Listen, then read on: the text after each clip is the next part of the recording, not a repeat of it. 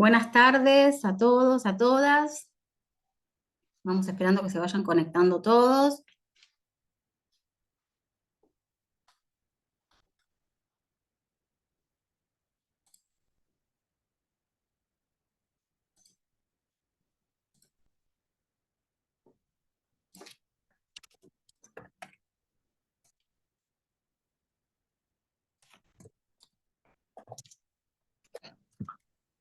Hola, buenas tardes. Hola, ¿qué tal? ¿Cómo andan? Vamos a esperar un ratito para que vayan entrando todos a la sala y ya comenzamos. Si quieren escribirme en el chat contándome de dónde están conectados.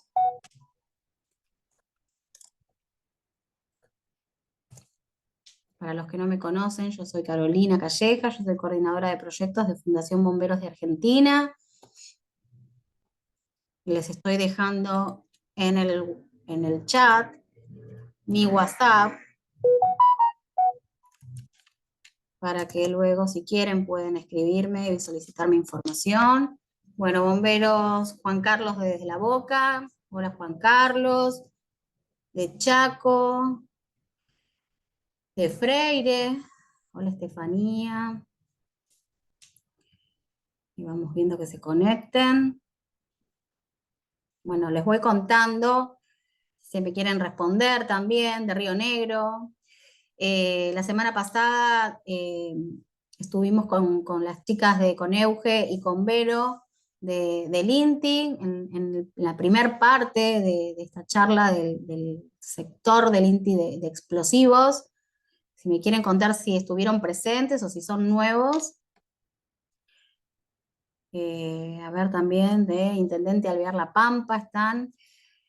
Bueno, Eric, sos nuevo. Para los que no estuvieron, sepan que todas las charlas que hemos tenido con el INTI van a estar grabadas y subidas a nuestro canal de YouTube, con lo cual no es que pierden la información, la van a poder visitar. Yo después, si quieren, les dejo el link para que puedan visitar nuestro canal y ver estas charlas y todas las que hay. Esta también va a quedar grabada, así que si algún compañero no se pudo conectar, la va a poder ver. La semana pasada, Euge y Vero nos contaron los diferentes estudios que se realizan sobre los diferentes materiales, ¿no? Para ver el grado en función del grado de exposición, cuánto resisten, si son aptos o no.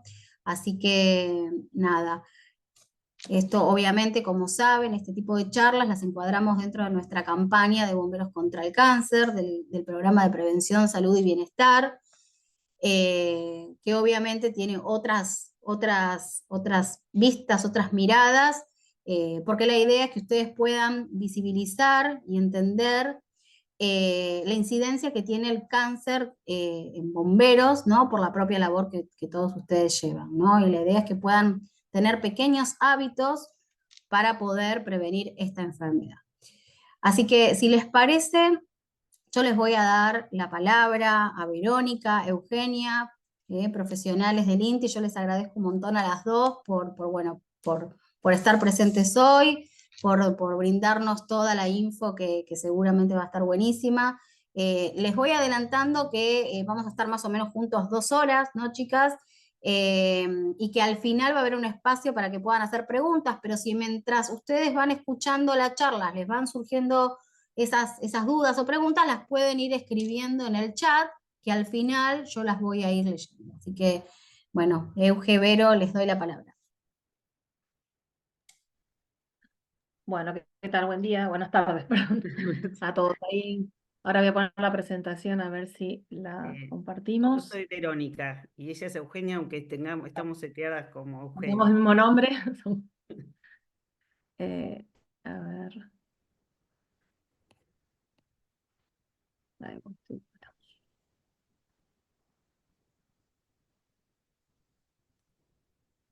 A ver, ahí pongo la presentación. Ahora.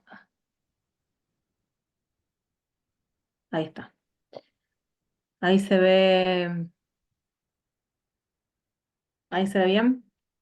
Sí, sí. Sí. Está un poquito Bueno. como deformada, pero bien. Sí, igual ahora me esperemos que esté todo bien, porque no sé si no me cambió al cambiarlo de computadora me cambió algunas cosas de las letras, pero bueno, esperemos que salga bien toda la presentación. Así que bueno, hoy empieza Vero a hablar, pero pues, si querés le hacemos un resumencito de lo que vamos a Claro. ver un poquito de todo lo que son ensayos de resistencia al fuego, ya saliendo un poco de lo que hablamos la charla pasada, que era de materiales, a ensayos a pequeña escala, y vamos a ver ya ensayos a escala real, a escala grande. Vamos a hablar un poco de humo, de manejo de humos, de sectorización, de algunas estrategias de extracción de humos, de manejo de simulaciones, de algunas herramientas que nos pueden ayudar a diseñar y estrategias que mejoren el movimiento del humo dentro de los edificios, o de los recintos, o de lo que querramos, donde estemos trabajando. Y bueno, y después más adelante hay algunas cosas también que nos habían consultado la clase pasada de baterías de litio. Y bueno, hay algún par de cosas más que si llegamos las vemos y si no les van a quedar para ustedes como información. Pero bueno, para no perder más tiempo, ya Vero, si querés arrancamos. Sí, comenzamos. Pasa. Bueno, como dijo recién Auge, nosotros hablamos la otra vez de reacción al fuego. Cuando hablamos de reacción al fuego, hablamos de materiales. Y cuando hablamos de resistencia al fuego, tenemos que hablar de sistemas, tanto sistemas constructivos como puede ser una puerta. Es decir, que lo que se lleva al horno de resistencia a evaluar es todo el conjunto de las partes del sistema. Ahora, esto ya lo sabrán, pero se los recuerdo, que es la resistencia al fuego, es el tiempo expresado en minutos durante el cual un elemento constructivo cumple con la función para la cual fue diseñado en la edificación y en las condiciones simuladas de incendio. Pasa la Eugenio. Bueno, esta es la representación de una curva de un incendio desarrollado dentro de un local, expresada en dos ejes, en el eje tiempo, el horizontal, y el eje vertical, donde se expresa la temperatura.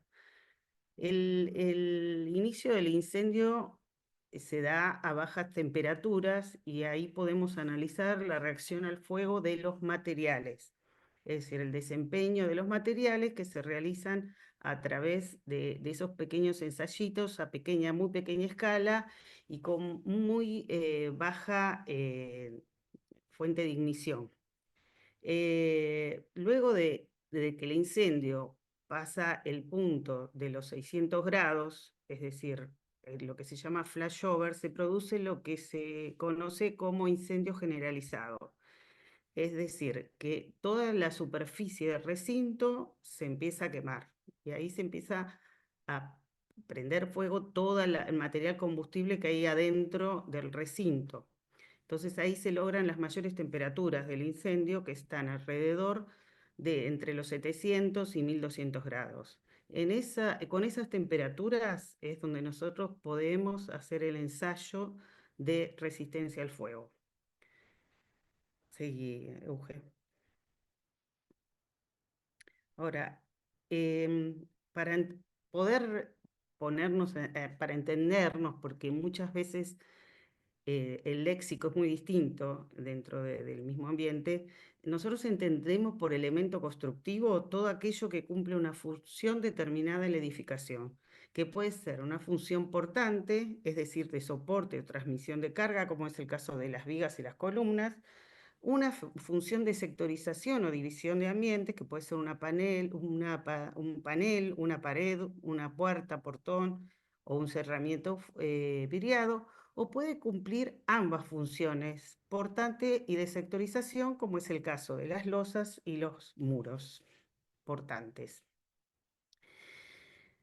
Ahora, ¿por qué es necesario brindarle a un elemento constructivo resistencia al fuego? Por lo siguiente, porque para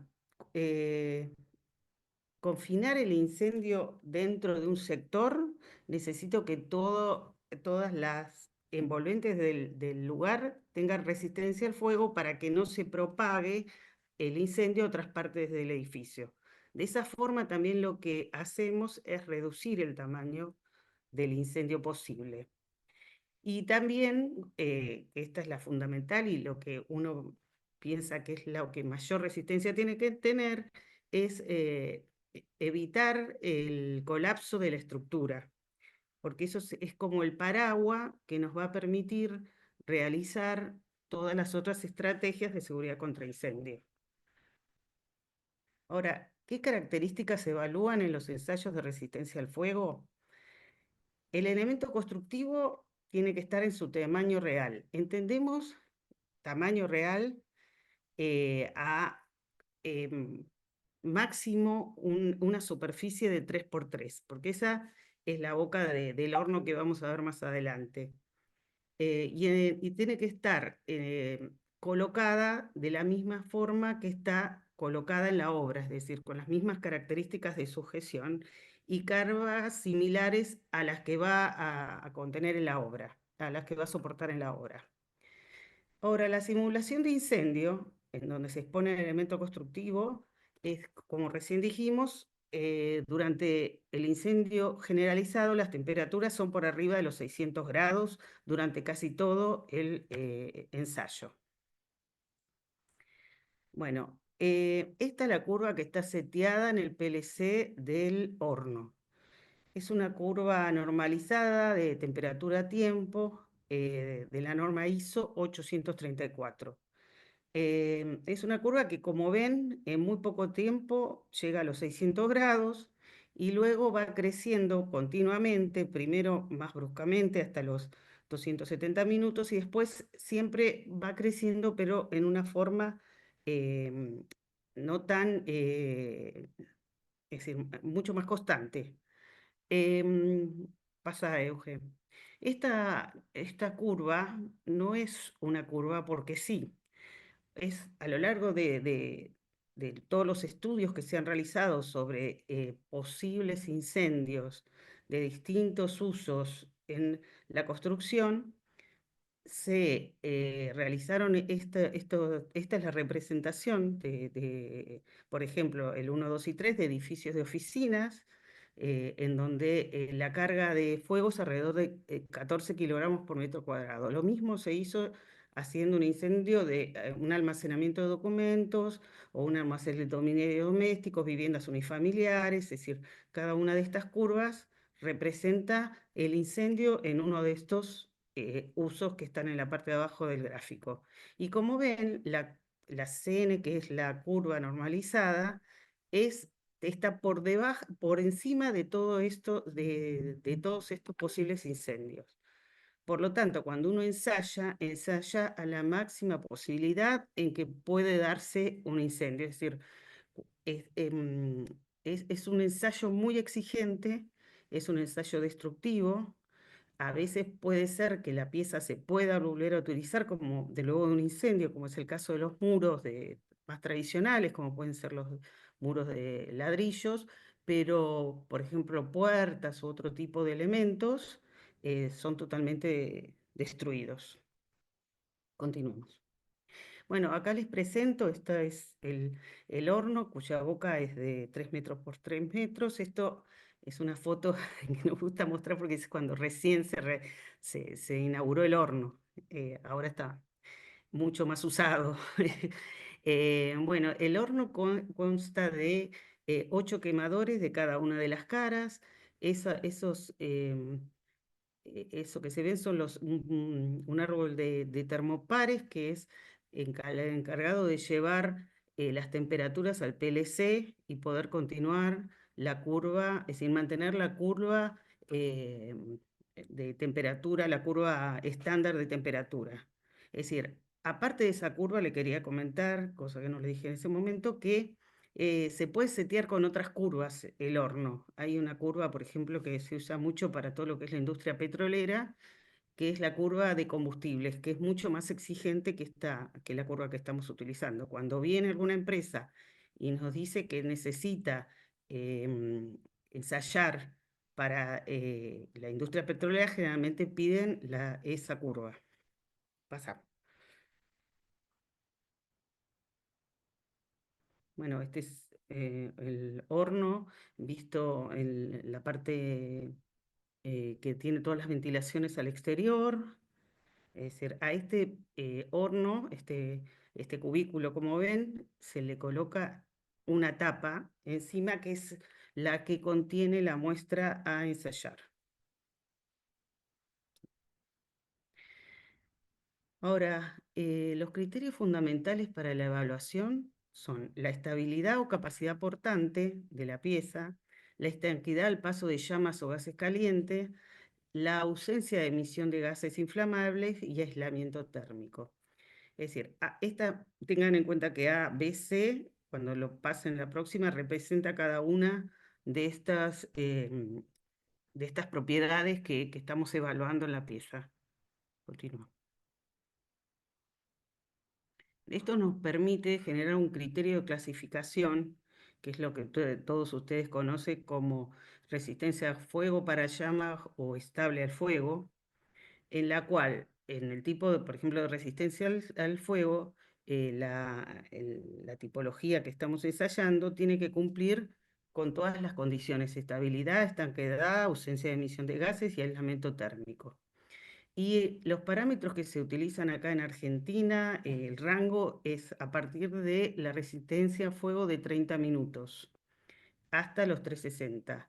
En otros países, como es el caso de Brasil, Uruguay y Chile, tienen otra clasificación que comienza con FR15, es decir, resistencia de 15 minutos al fuego. Acá todavía la reglamentación no lo tiene en cuenta, pero de esa forma ellos lo que permiten es entrar a lo que es la construcción, otro tipo de materiales que se degradan más rápidamente, como pueden ser los paneles construidos con materiales combustibles. Disculpa, volví para atrás. Bueno, ahí como ven, los parallamas no necesitan ser aislantes, es decir, tienen solamente tres de las propiedades, y estable el fuego es nada más que tiene estabilidad o capacidad portante, como pueden ser casos de puertas de ascensores o también se pide para los portones en la sectorización como puede ser una fábrica, una industria. Sí.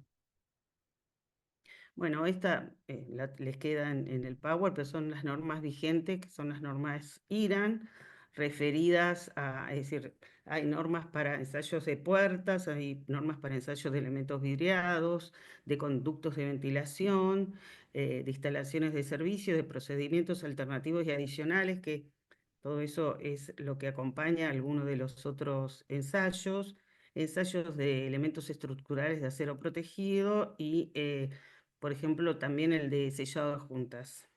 Ahora vamos a ver algunas fotos con respecto a todos estos ensayos que realizamos en el laboratorio. Sí, pasa. Bueno, este es el horno, la tapa del horno que sostiene a la tipología de una puerta. Esta es una sola tipología de puerta que se ensaya de ambas caras. Es decir, puede utilizarse para conectar dos sectores de incendio, a diferencia de algunas tipologías, como pueden ser las puertas para cajas de escalera, que se piden que se ensaye de un solo lado, es decir, del lado posible donde se dé el incendio. Y del otro lado, que sería la escalera, que supuestamente el incendio no va a pasar por ahí, no se le exige el ensayo. Pasa. Bueno, acá vemos que a la media hora se está pasando el pad para observar si hay gases calientes. Es decir, es un pad de 15 por 15 que se pasa en donde pueden verse aberturas y para ver si están saliendo llamas o gases a temperaturas que quemen el pad. Bueno, esta también es una puerta, creo que es la puerta de madera. Pasa. Ay, sí, es la puerta de madera en donde podemos observar cómo el desempeño de la puerta ante el incendio, en donde falló, por supuesto, pero vemos que el problema está en el diseño de las juntas, por eso se empieza a degradar a partir de los extremos, ¿no? Del contacto em, con lo que sería el marco. Ustedes si están interesados en adentrarse en esto, dentro de la página del INTI hay un documento en donde habla justamente, donde da pautas, porque el know-how lo tiene cada una de las empresas que ensayan, pero más o menos ahí les explica, no más o menos, sino que hay una explicación para cada una de las condiciones que tiene que tener una puerta resistente al fuego. Y es bastante interesante para si alguno hace inspecciones o algo por el estilo, para entender un poco más cómo funcionan estas puertas resistentes al fuego. Bueno, acá vemos ya la falla se dio por apertura, donde se ven las llamas, se ve cómo se abrió a lo largo del ensayo, y esta es la cara que queda contra el incendio, es decir, totalmente degradada la puerta. Esto se ensayan también puertas de ascensores. Como les decía, estas puertas de ascensores no se le pide resistencia al fuego en general, sino que nos piden que sean para llamas. Por lo tanto, el técnico que se acerca, como se dan cuenta que es un ensayo para llamas, porque no tiene los termopares que vieron en los otros ensayos. Acá nada más están los termopares internos del horno que mantienen la curva, pero acá se mide los otros parámetros que dijimos. Acá están pasando este caso, ven que está protegido el técnico y pasando una galga, que es una galga normalizada. Si la galga penetra en la apertura, se da la falla. Como se dan cuenta, esta puerta llegó casi a las 3 horas. Adelante. Bueno, también se ensayan puertas de doble hoja que también tienen otras dificultades. Generalmente las dificultades por la falla generalmente se dan todo lo que tiene que ver con juntas, la mayoría de las veces, porque ya está bastante desarrollada la industria en Argentina y no hay, como en un principio se veían, tantas fallas de puente térmico, porque eso en general lo tienen resuelto. Esta es una puerta con un vidrio para, por ejemplo, hospitales o algunos otros usos en donde se necesita ver quién viene del otro lado.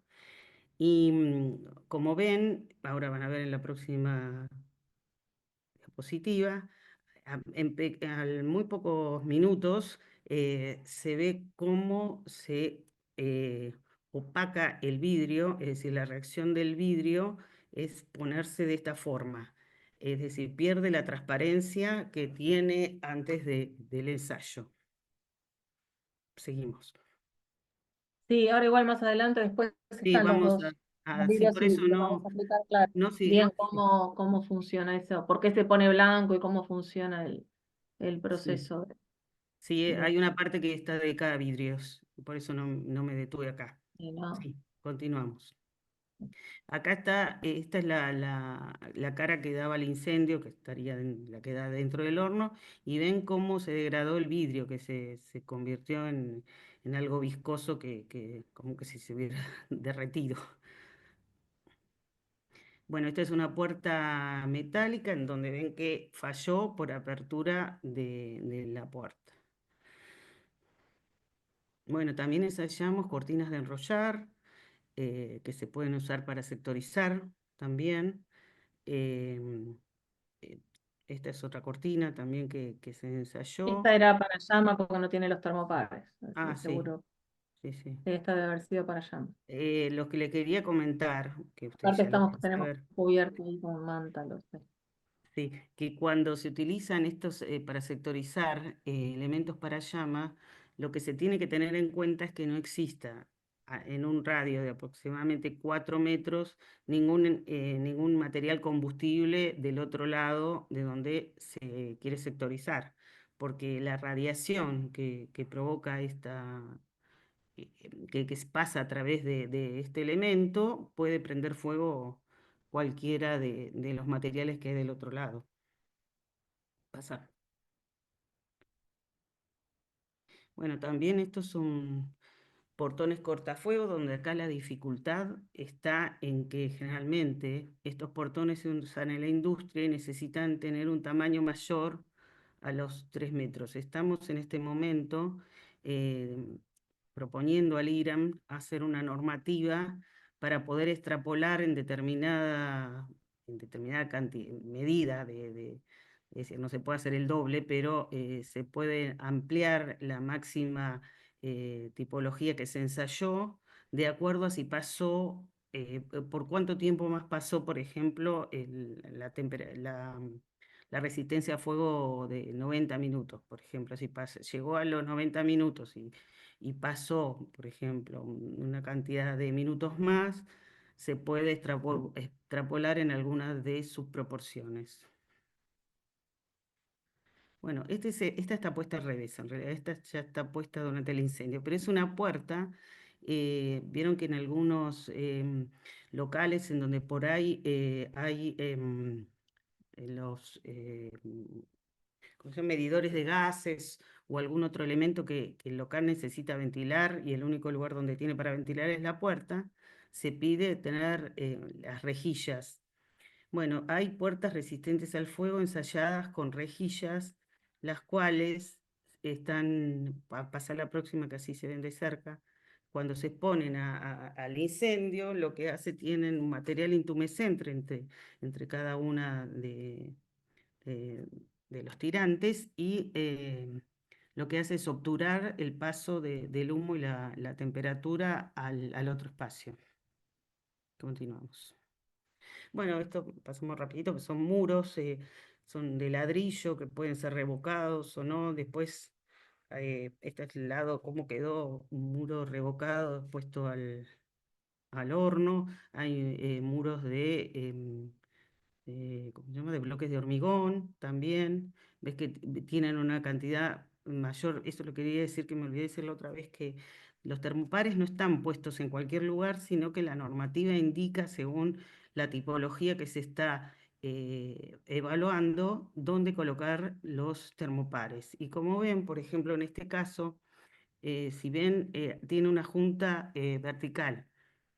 Es conveniente que si el sistema constructivo tiene una junta, de alguna forma, esta es una vertical o horizontal, la que sea, se trate de reproducir en el horno, porque como sabemos en todos los sistemas, el mayor riesgo de que falle es a través de las juntas. Entonces, bueno, se trata de ver todo eso. Por eso es importante analizar bien el sistema que se está ensayando para hacer una muestra realmente representativa, porque esta descripción de la muestra va a ir en el informe de ensayo. Es decir, si es un muro se va a hablar también de que está puesta la junta en el ensayo, ¿no? Y es importante para los profesionales entender esto.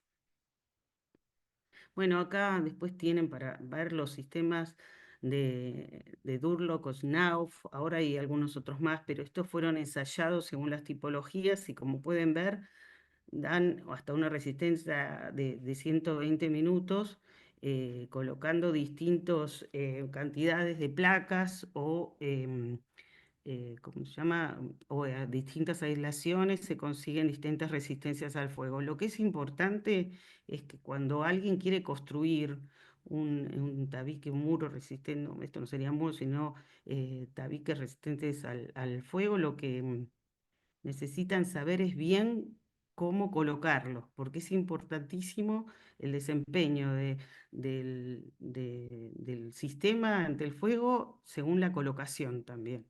Es decir, hay que trabajar juntas, hay que colocar selladores, es decir, cuando uno trata de hacer un muro de este estilo, tiene que tratar de pedir todo el know-how de la empresa, es decir, cómo fue que lo ensayó, con las características constructivas que las ensayó. Pasar. Bueno, esto es también una serie de ensayos que se hicieron con la gente de la cerámica roja Y bueno, hace muchísimos años que se hizo ese, porque esto también se puede encontrar en la bibliografía, pero esta está caracterizada para nuestros ladrillos, los ladrillos de Argentina, que pueden ver en el caso de que la cara esté revocada, no revocada, si revoque grueso, revoque fino, va dando distintas posibilidades de resistencia al fuego. Siempre, como ven, son superiores a los otros sistemas, pero ya hoy en día se consideran los sistemas de paneles de yeso como construcción tradicional. Están dentro del CIRSOC y de otros reglamentos. Bueno, acá es lo que vamos a hablar un poquito de los elementos vidriados, es decir, pasa el que sigue. Se han hecho, bueno, acá tenemos sobre la izquierda son los vidrios resistentes al fuego. Y en la derecha digo vidrios para llama. Y en la izquierda vidrios resistentes al fuego. Como ven, los vidrios resistentes al fuego son varias capas de vidrio en los cuales dentro de ellas tienen productos que, eh, que son los que se hacen perder la transparencia, como gelatinas y otro tipo de productos, es decir, de textura gelatinosa, no es que sea gelatina, son productos que es decir, no lo sabemos cuáles son porque es el know-how de la empresa, pero bueno, podemos conseguir resistencia al fuego con elementos vidriados. Tengan en cuenta, pasa lo siguiente, que cuando nosotros hablamos de elementos vidriados, de sistemas vidriados, no solo tenemos que tener en cuenta que sea resistente al fuego el vidrio o para llamas el vidrio, sino que la carpintería tiene que tener la misma resistencia que la que se exige al vidrio, porque si no se cae, es decir, empieza el incendio, el vidrio va a ser resistente, pero al no soportarlo la carpintería se cae. En las anteriores estuvimos viendo las paredes de vidrio, de ladrillos de vidrio, en las cuales no han pasado el ensayo, explotan.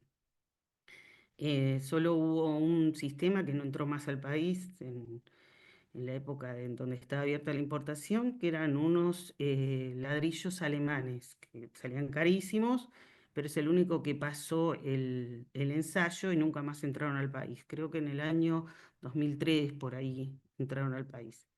Bueno, este también es un ensayo de un vidrio resistente al fuego. Como ven, antes del ensayo se ve el vidrio transparente y luego eh, el vidrio empieza a reaccionar, se empieza a aparecer blanco, ¿ven? En el borde, y esta es visto de cerca, ¿cuál Aunque es ahí la cuando ven que parece que reacción? estuviera, cuando Sí, ven que los se ojos. parece que estuviera rompiendo es porque se van activando las capas se van como activando de adentro del lado donde está el fuego para el otro lado se empiezan como a romper y activar el gel.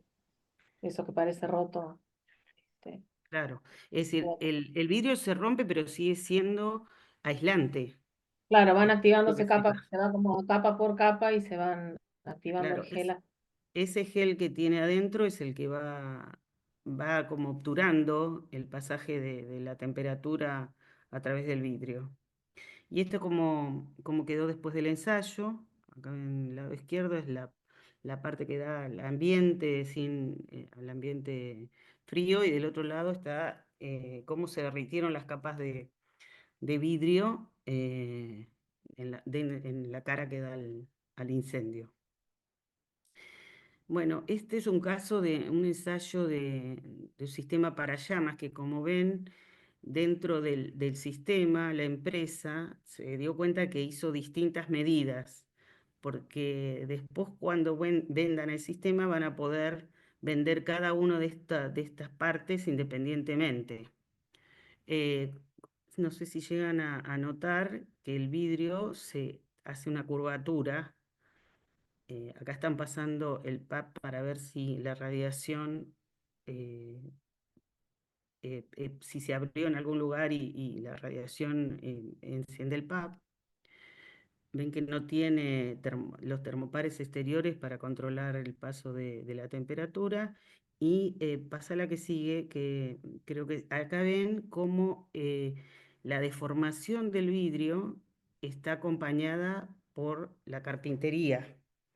Por eso estas carpinterías es muy importante la mano de obra y cuál es el diseño de la carpintería, porque tiene que hacer esto, es decir, resistir al fuego acompañando la deformación del paño de vidrio. Pasa. Este es otro ensayo de resistencia al fuego, también que se hizo para una empresa. Como ven, se pueden, es decir, pueden ser grandes paños de vidrio.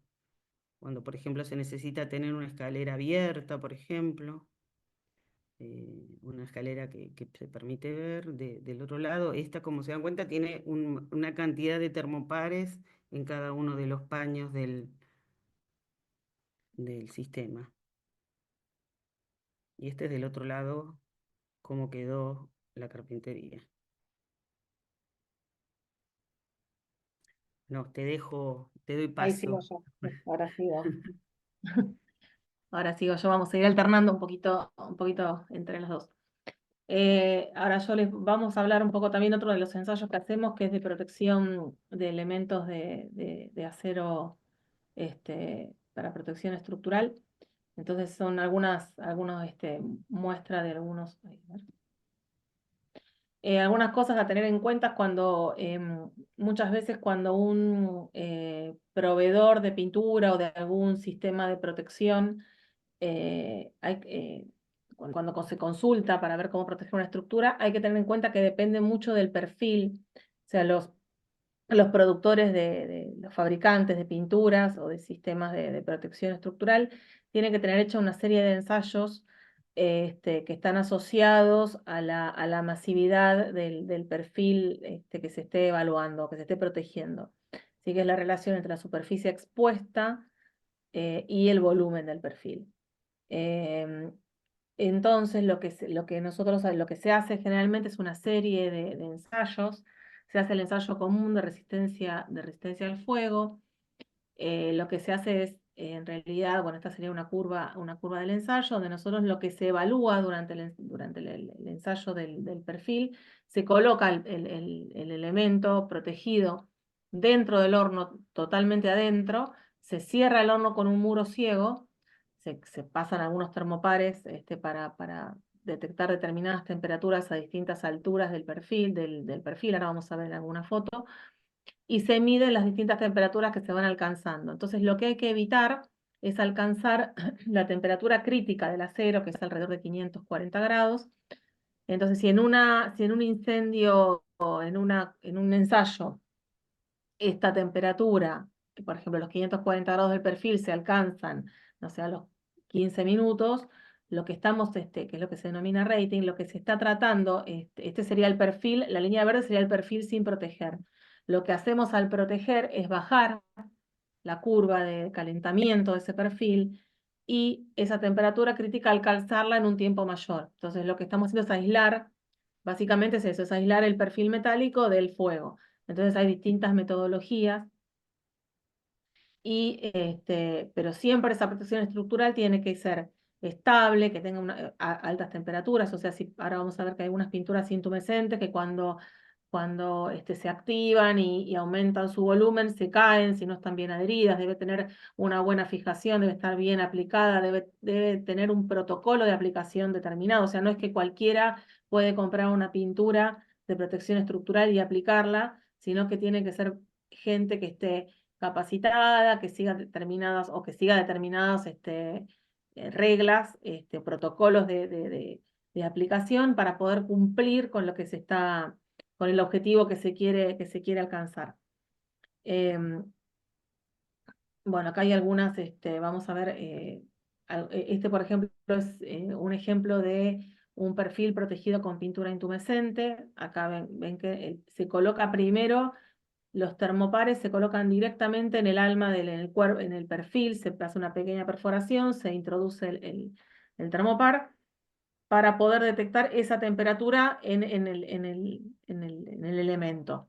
Entonces, después de colocar eso es donde se van a proteger y se van a pintar los perfiles. Acá vemos una de las personas que en este caso es personal. Acá siempre se hace en la misma empresa, trae su personal y hay distintas formas de aplicación. Se miden los micrones de pintura, entonces lo que hacen las empresas es evaluar distintas masividades con distintas espesores de pintura, entonces se van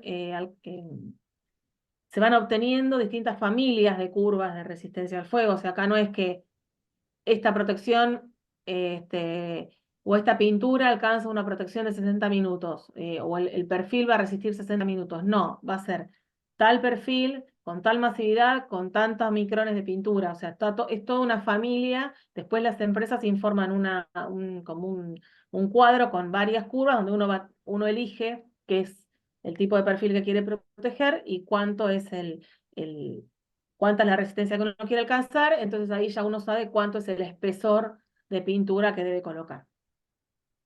Digamos, es bastante específico, digamos,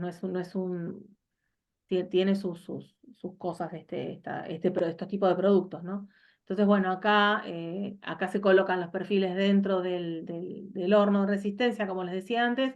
Esos, ahí se ve que salen como son los termopares que están cubiertos con manta cerámica para que no se dañen con el calor, con los quemadores que van a estar inyectando en los laterales el fuego, para generar el ambiente a 900 o 1000 grados, depende el tiempo. Entonces ahí ven que están a distintas alturas porque se colocan en el alma del perfil, en las alas, a distintas alturas y distintas cantidades de termopares. Se cierra el horno, ahí ven que se cierra con el muro ciego, como les decía, por abajo salen los cables que van a ir a un registrador y después del ensayo, este es un resultado que no es precisamente el buscado. Fíjense que el perfil está expuesto, o sea que como que la pintura intumescente no funcionó y se cayó.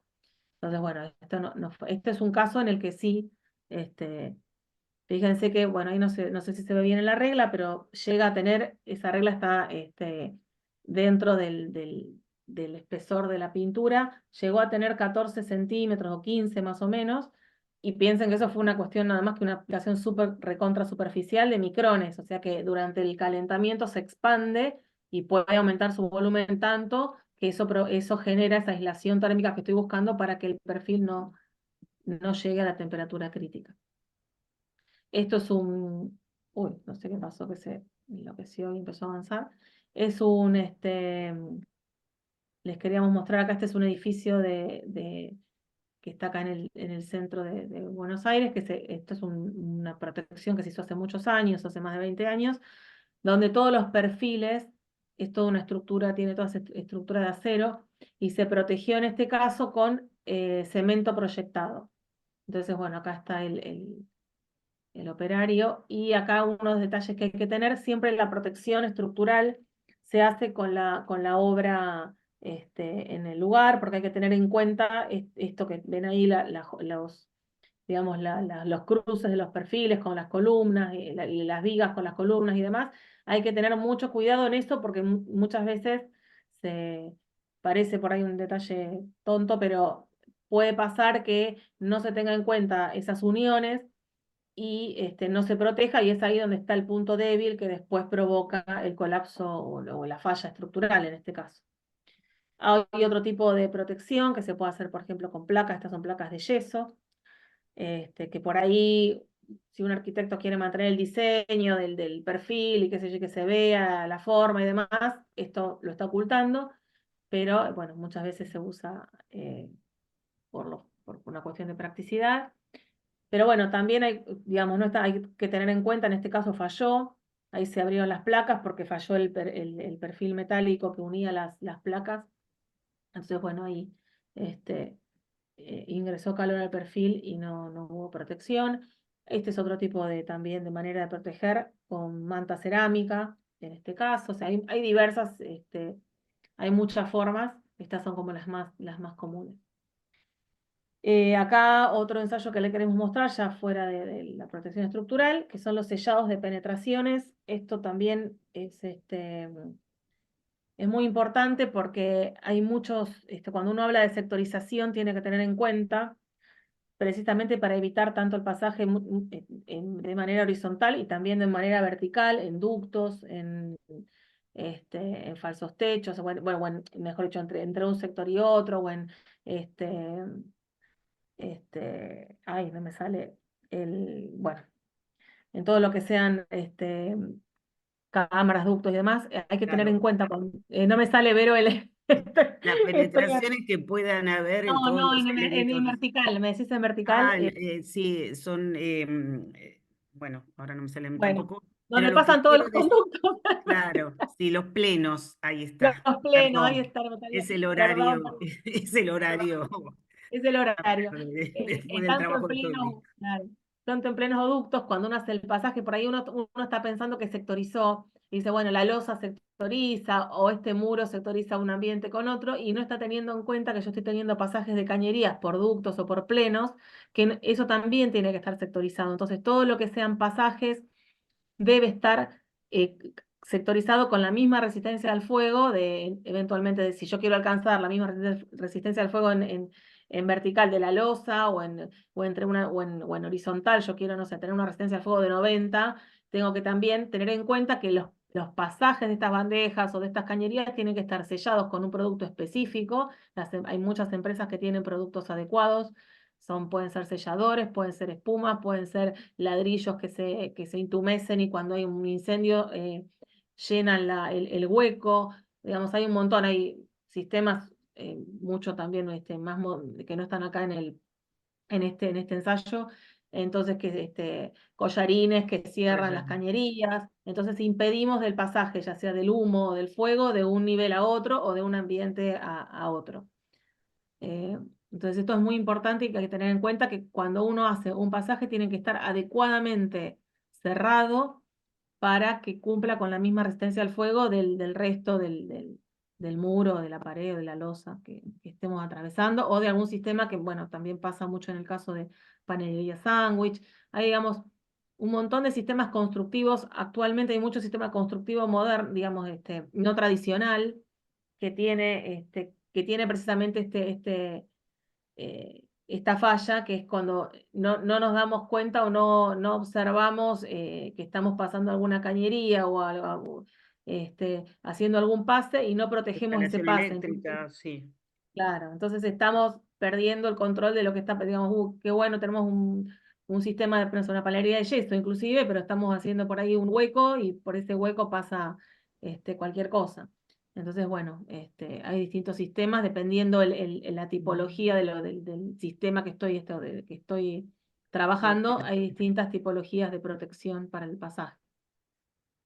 Y esta fue una serie, una empresa que ensayó varios en el mismo ensayo, hizo distintos productos. Bueno, ahí pueden ver qué pasó en el último, está pasando el fuego de un sector a otro. Bueno, acá Vero, si querés seguir un poquito. Ahora ya nos vamos a meter un poco más en el tema del control y manejo de humo, eh, para ya ver algunas cuestiones asociadas a cómo proteger, ya sean en el momento de la intervención de los bomberos, o mismo, no solamente, digamos, vamos a ver ahora que vamos a abarcar desde la evacuación de las personas hasta la intervención de bomberos, distintas herramientas que se pueden tener en cuenta en el diseño para proteger tanto la vida de los habitantes o de las personas que estén en el recinto, como de los brigadistas o de cualquier persona que intervenga en la emergencia. Así que bueno, ahora empieza un poco Vero y después sigo Sí, no, yo. no sé si querés hacer un pequeño, no sé, la pausa o continuamos, te Hola, pregunto. acá Este estoy. sería el momento. Bueno, sí, le pregunto a la audiencia si están para seguir o quieren tomarse unos minutitos. Pueden desmutearse o escribir en el chat. Si están para seguir, seguimos. Tenemos para un ratito más. Y si no, pueden tomarse unos minutitos, ir al baño, tomar algo y volver.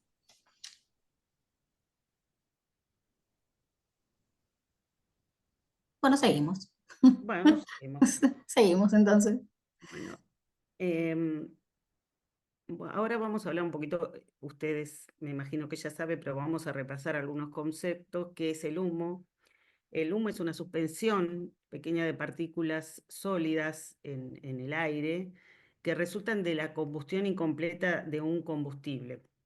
El tamaño de esas partículas generalmente oscila entre 0,05 y 0,001 de micrones y está compuesto por gases no inflamables y gases inflamables.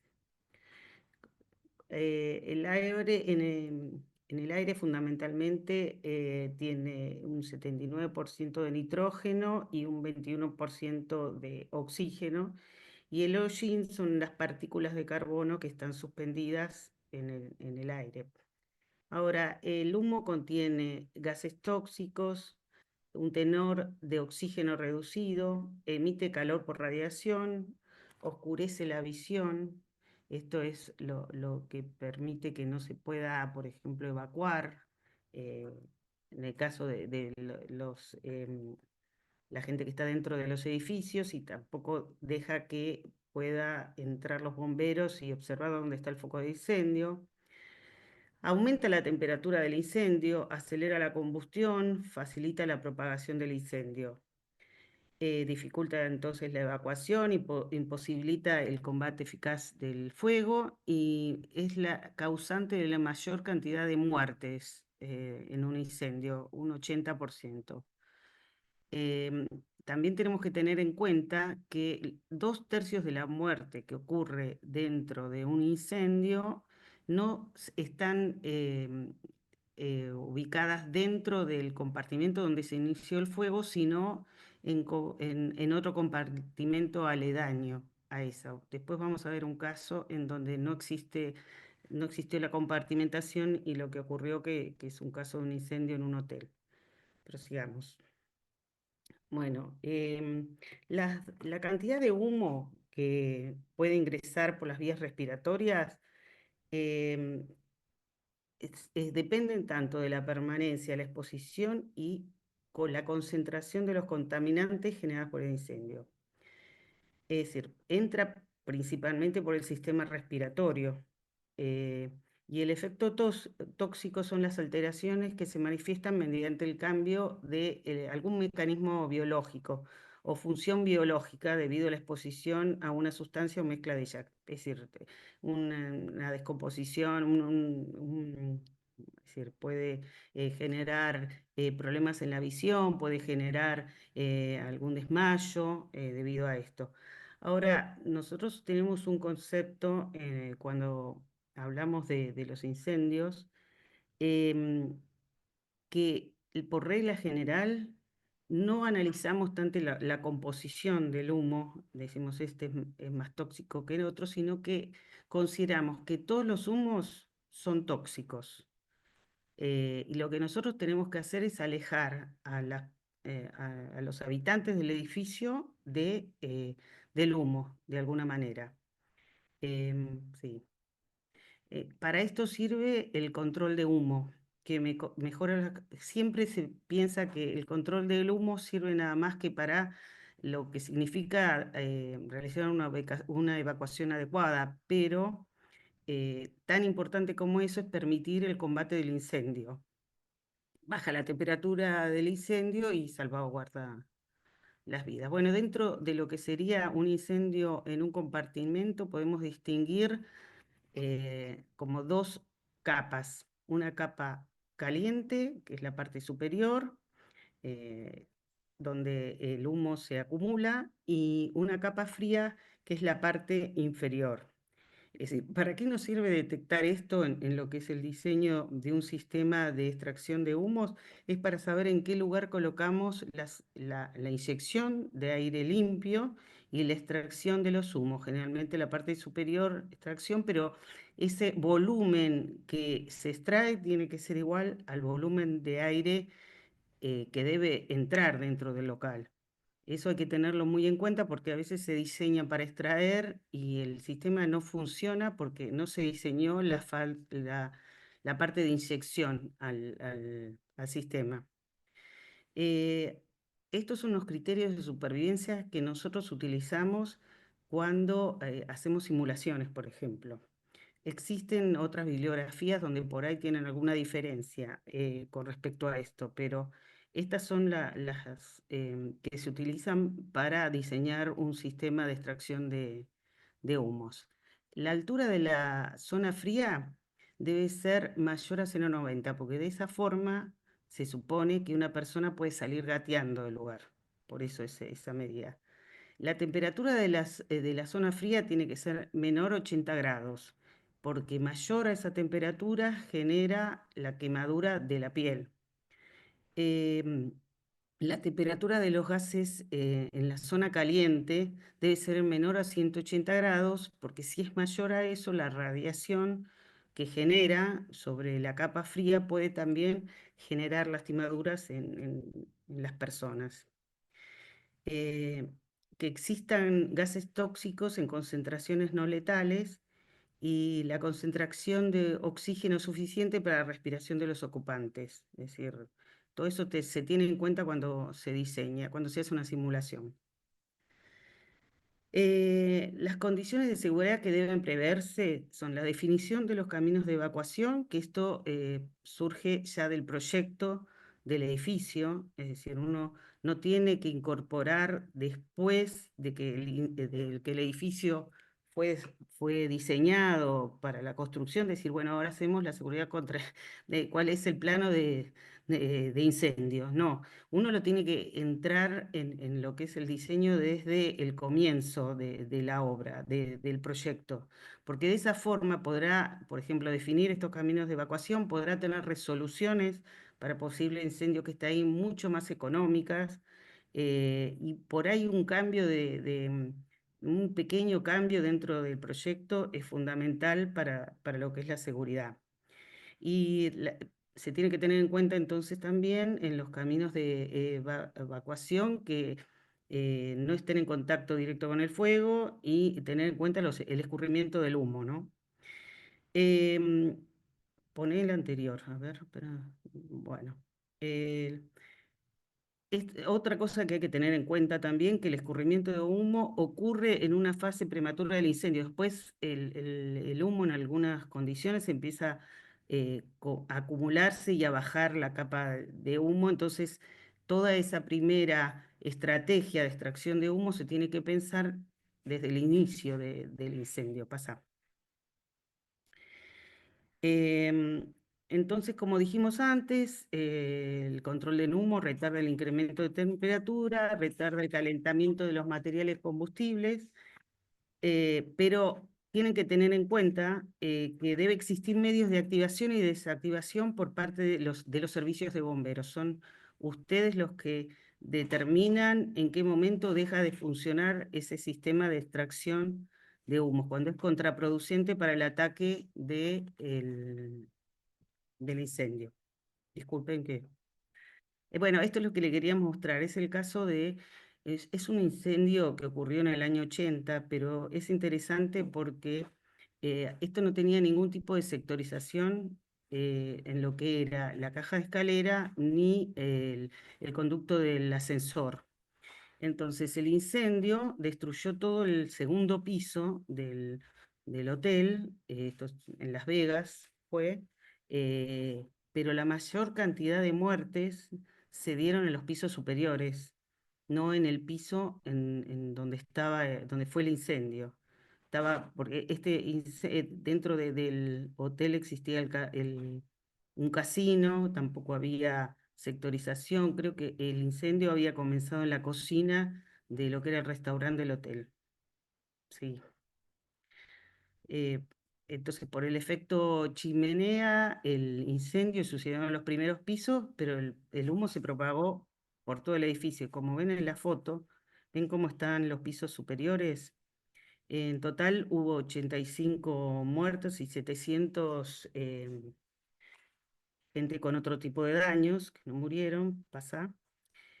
Acá tienen un cuadro en donde en el eje vertical están los pisos y en el horizontal la cantidad de muertos. Y como ven, la suma de todos los muertos en los pisos superiores es de 67 y en el piso donde ocurrió el incendio es de 18. Por eso la importancia de entender cómo se debe sectorizar un edificio o controlar el humo que no se pase a otros sectores. Lo que quería decir es que traten, siempre que van a un hotel que no conocen, no vayan a los últimos pisos, porque generalmente las personas que primero mueren son por el humo en los últimos pisos. Bueno, prosigamos. Entonces, el control de humo se refiere a los métodos que se pueden utilizar, que pueden utilizarse solas o combinados. El objetivo, entonces, reiteramos, es el acceso de evacuación libre de mantener los caminos de acceso de evacuación libres de humos, pero tan importante como ese es facilitar el acceso de la intervención de los bomberos. Todo el resto ya más o menos lo dijimos, controlar la potencia térmica, reducir los efectos térmicos sobre las estructuras portantes del edificio, proteger los equipos inmobiliarios, reducir los daños causados por los gases, por ejemplo, en la industria de los laboratorios, muchos, o en lo alimenticia, aunque algunos productos no sean alcanzados directamente por la llama, por el incendio, el hecho de que estén en contacto con el humo ya los hacen desechables. Continuamos. Entonces, ¿cómo puedo lograr mis objetivos? A través del compartimentado, que puede ser total o acantonando los cielos rasos, extrayendo el humo o generando una sobrepresión, como son las cajas de escaleras presurizadas, o ventilando. Pueden ser independientes cada uno de esos o combinados, como lo dijimos antes. Entonces, el tipo de compartimentación siempre tiene que estar construido con elementos resistentes al fuego, pero puede darse una compartimentación hermética al pasaje de humo o un acantonamiento en el techo. Generalmente los acantonamientos se usan para espacios grandes, como son las industrias, supermercados u otro tipo de espacios amplios como un shopping, en donde yo lo que hago es controlar, dirigir el humo para donde yo diseñé la extracción. Continuamos.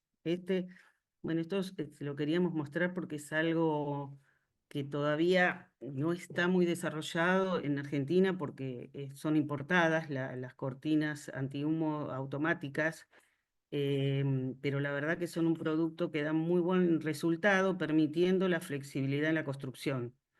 Sí, el pasaje de un sector al otro y que se utilizan justamente para direccionar el humo. Continúa.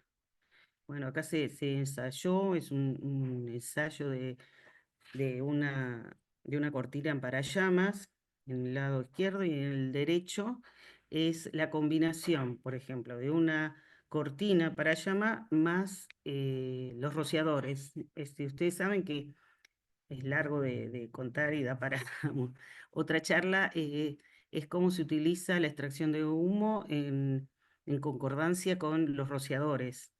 Porque, ¿qué ocurre? Los humos suben por la temperatura que tienen, ¿no? Se dirigen al área superior del local, pero si uno en ese momento que está tratando de hacer la extracción de humos se encienden los rociadores, el humo se enfría y baja, y entonces toda mi estrategia de extracción de humo fracasa. Bueno, continuemos. Bueno, acá hay algunos ejemplos en donde se pueden colocar estas cortinas combinadas con la extracción. Por ejemplo, en la primera parte, este es como si fuera una cancha de fútbol o un espectáculo así masivo, se genera el incendio y en cada uno de los sectores de incendio, aparte de estar contenido por la cortina, tiene una extracción de humo. En este es un caso de una nave industrial en donde los acantonados lo que hacen es dirigir el humo para lo que para lo que es el techo en donde están los exutorios. Este también es una forma de despejar una escalera, por ejemplo, eh, despejar o no permitir que el humo llegue a la escalera, en el caso donde está ubicado, en una estación de tren, colocando un acantonamiento en la parte superior donde pasa las vías. Y Este es un centro comercial en donde también se ve cómo se dirige el humo, también no dejando que pase a lo que sería el medio de escape, que es la escalera. Todo esto tiene que estar, por supuesto, muy bien estudiado, ¿no? Es algo que lleva mucho cálculo y mucho de entender cuáles son los posibles escenarios de incendio que puedo tener dentro de cada uno de los locales. Bueno, ahora hacemos... Euge, ¿seguís vos o...? Sí, ahí sigo yo ahora. Bueno, ahora un poco vamos a ver un caso más práctico de todo esto que Vero les estaba hablando, el tema de los exutorios, de los acantonamientos, del uso de cortinas y de los extractores, inyectores o insufladores de aire o extractores de aire. Em, entonces hay algunos casos, vamos a ver ahora a ver, no, se me fue el mouse. Em, Primero vamos a ver acá en forma gráfica y después vamos a ver un ejemplo de cómo se puede calcular y la importancia de estos sistemas de control de humo, ¿sí?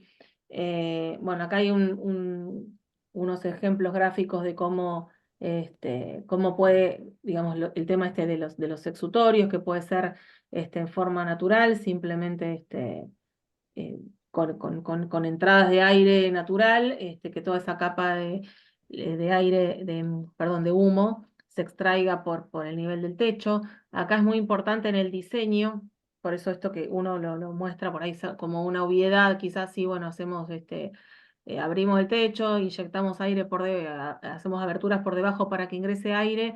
Eso tiene toda una cuestión de diseño asociada que es súper importante porque hay que hacer un cálculo en base al posible incendio que pueda suceder, a la cantidad de humo acumulado, a que esa cantidad de humo pueda salir por esa área de las aberturas. Entonces es todo un cálculo que por ahí es algo que, digamos, digamos, uno piensa, bueno, sí es fácil, ¿no? Pero bueno, hay todo un cálculo de mecánica de fluidos por detrás, y de dinámica de fuego que es bastante compleja y que hay que tener bastante conocimiento. Entonces, bueno, acá es, digamos, no cualquiera puede diseñar un sistema de extracción, que muchas veces pasa eso, que cualquier persona que sabe un poco de mecánica coloca un extractor o demás, pero bueno, hay todo un conocimiento que hay que tener detrás que no es que es muy importante, digamos. Lo mismo, bueno, en el caso del lado es otro ejemplo también muy un poco diferente, pero tener en cuenta también si hay niveles, y yo quiero que todo ese humo salga por el techo y no vaya hacia los niveles, entonces no dejar que ese nivel de humo vaya bajando. Hay que tener en cuenta las condiciones ambientales exteriores, si es una zona muy ventosa, si hay nieve, digamos, hay un montón de cuestiones que hay que considerar cuando se hacen estos diseños. Acá vemos algunas fotos de lo que son los exutorios de distintas tipologías. Y acá, por ejemplo, en esta gráfica, lo que vemos ya es un sistema de extracción, ¿sí? De ventilador, que es muy utilizado en los garajes de autos. Son sistemas de extracción, digamos, diseñados y que se pueden utilizar en ambientes con alta temperatura. Son extractores especialmente diseñados para estar en ambientes calientes. Quería comentarles también, Sí. disculpa Eugenio, quería contar, porque Sí. este sistema también se usan en los pasajes de automóviles, en lo que sean túneles y todo tipo Ujú. de cosas, no en Argentina, pero en el resto del mundo. Este Claro. sistema es el que se utiliza también para dirigir el humo dentro de esos túneles, ¿no? De Claro, si hay un carretera. incendio vehicular en un túnel, hay que dirigirlo de determinada manera para que la gente pueda evacuar hacia un lado y no. Sí, exacto. Acá no es común, pero en Europa que hay mucho túnel, es muy común que esto esté en esos lugares. Acá hay una foto que no es de acá. Igual acá no, tampoco solemos ver, no es muy habitual ver este tipo de sistemas en los garajes de autos, pero bueno, sería, digamos, muchas veces tienen mucha mejor bien diseñados, bien mantenidos, porque también acá hay otra cuestión que es el tema del mantenimiento de estos sistemas. Nos ha pasado de ir a inspeccionar o ver cajas de escalera presurizadas y que cuando fuimos a revisar los sistemas de presurización en las cajas de escalera, o sea, en los edificios que en determinadas alturas se requiere que esas cajas estén presurizadas para, bueno, para que no ingrese el humo de, de- de- de- de los sectores incendiados. Nos dábamos cuenta que se encendía y no se encendían, o que las presiones generadas eran tan altas que no se podía abrir la puerta para ingresar a esa caja de escalera, o que había filtraciones, o las puertas no estaban bien mantenidas, los cierres de las puertas, porque todo esto que vimos de resistencia al fuego y demás, que por ahí lo vimos como un ensayo, eso, digamos, está muy lindo en el prototipo que nos traen al laboratorio, que es esa puerta con ese burlete, con ese cierrapuerta, con ese herraje y demás, y eso tiene que respetarse en el uso. Entonces, si yo después esa puerta que voy a colocar, no se me ocurre cambiar el cierrapuerta, o se me ocurre, bueno, no, este herraje ya no me gusta, lo pongo por otro, bueno, le hago una mirilla, un agujerito porque quiero ver para el otro. Bueno, todas esas modificaciones ya cambian totalmente las condiciones de protección para las cuales fue diseñado ese elemento. Entonces, tanto en lo que es puertas, que lo puse por ahí como un ejemplo más práctico de ver, que suele pasar que uno después va a un edificio y tiene las puertas abiertas, o las puertas las cerrás y ya no cierran. Entonces, esa función, y lo mismo pasa con el tema de los extractores. Si todos estos sistemas de extracción no se mantienen, después el día que tengamos que ponerlo en funcionamiento, y que por ahí es espectacular, o sea, por ahí cumple mucho mejor la función que llenar un garage de autos o un estacionamiento de rociadores. Es muy común ver, uno va a un shopping o a un centro comercial, y es muy común ver en los estacionamientos rociador, rociador, rociador. O sea, nadie dice que no se coloquen, pero quizás es mucho más efectivo un sistema de extracción que el rociador, porque directamente yo voy o sea, por ahí el rociador no está de más, pero sería como una redundancia, yo puedo tenerlo en cuenta como un sistema adicional, pero un sistema de extracción bien mantenido cumpliría una función mucho más eficiente que por ahí otro método. Entonces, bueno, pero todo esto requiere de también un sistema de rociadores, ¿no? Porque si después voy a tener rociadores y tengo la reserva de agua vacía, tampoco me va a servir, o no, o están todos tapados los picos, tampoco me va a servir, o llenos de pintura, tampoco me van a servir. Entonces, todo esto es hermoso en la teoría, pero en la práctica este, digamos, tener en cuenta un montón de cuestiones. Entonces, bueno, acá les quería poner un ejemplo concreto. Digamos, este es un ejemplo de cómo podemos usar algunas herramientas de diseño, o herramientas, en este caso computacionales, son simulaciones, programas de simulación. Hay muchos programas de simulación, yo acá puse dos o tres nada más, que de los más conocidos o de los más prácticos, que también son bárbaros y son buenísimos para diseñar, pero también los tiene que utilizar una persona que conoce el tema. O sea, si a mí me presentan un diseño hecho con una simulación, y la persona que utilizó este programa no estaba capacitada, digamos, era muy bueno manejando programas de computadora, pero no tenía idea de qué es un incendio, de cómo se mueven los humos y de las energías que se liberan, tampoco tiene ningún sentido. Entonces, digamos que hace un trabajo conjunto entre muchos sectores, hasta inclusive los cuerpos de bomberos, para entender también por dónde va a entrar, por dónde van a atacar. Entonces, bueno, hay un montón de, digamos, de áreas que deben ser abarcadas cuando uno utiliza estos sistemas. Este es el primer ejemplo que les voy a mostrar. Esto es un estudio que se hizo en un estacionamiento de autos, con un simulador que es el Fire Dynamics, el FDS, el Fire Dynamic Simulator, donde se tomó un estacionamiento de autos, y digamos, lo que se hizo primero fue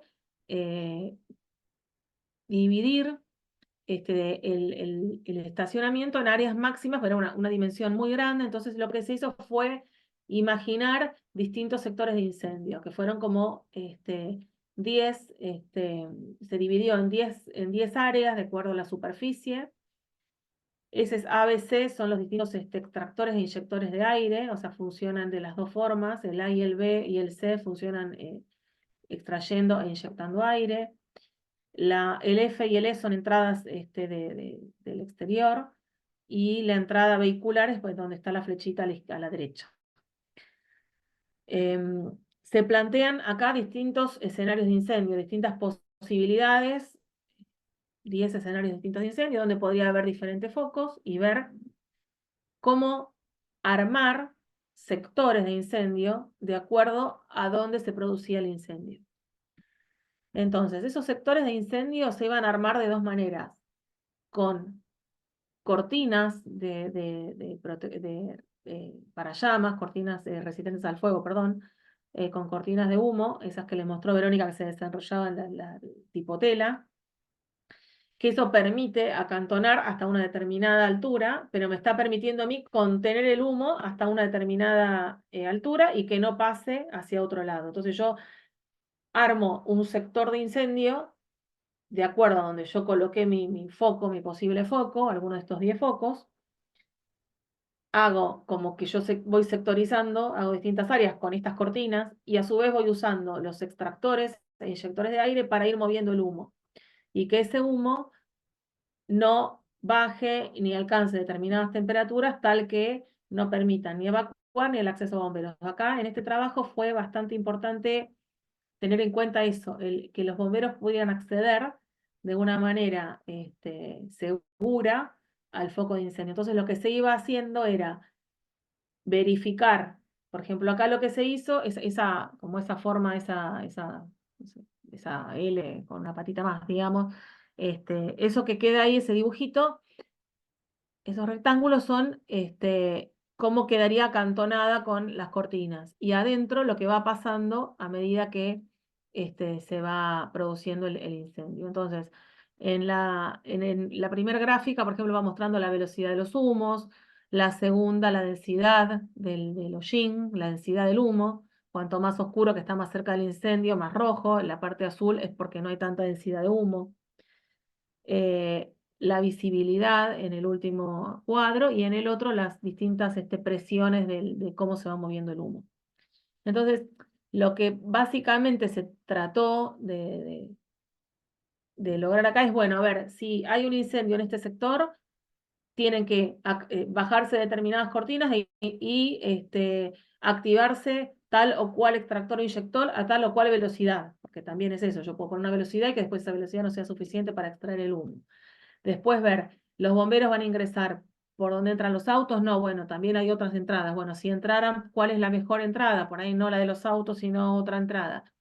Hay un montón de análisis que se pueden hacer que requieren de un conocimiento importante, pero que son herramientas súper útiles, las de estos simuladores.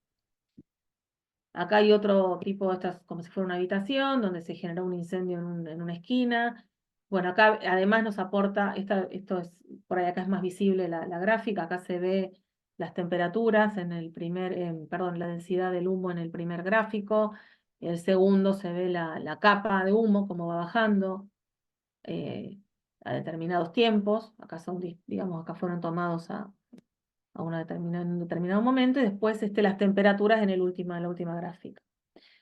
Y permite además hacer las distintas, en la izquierda pueden ver que podemos graficar a lo largo del tiempo la altura del humo y el tiempo la temperatura, perdón, a través del tiempo del humo, la temperatura del humo. Ahí hay dos curvas, una roja y una azul. En realidad lo que se hace en este programa es dividir en grilla para programar.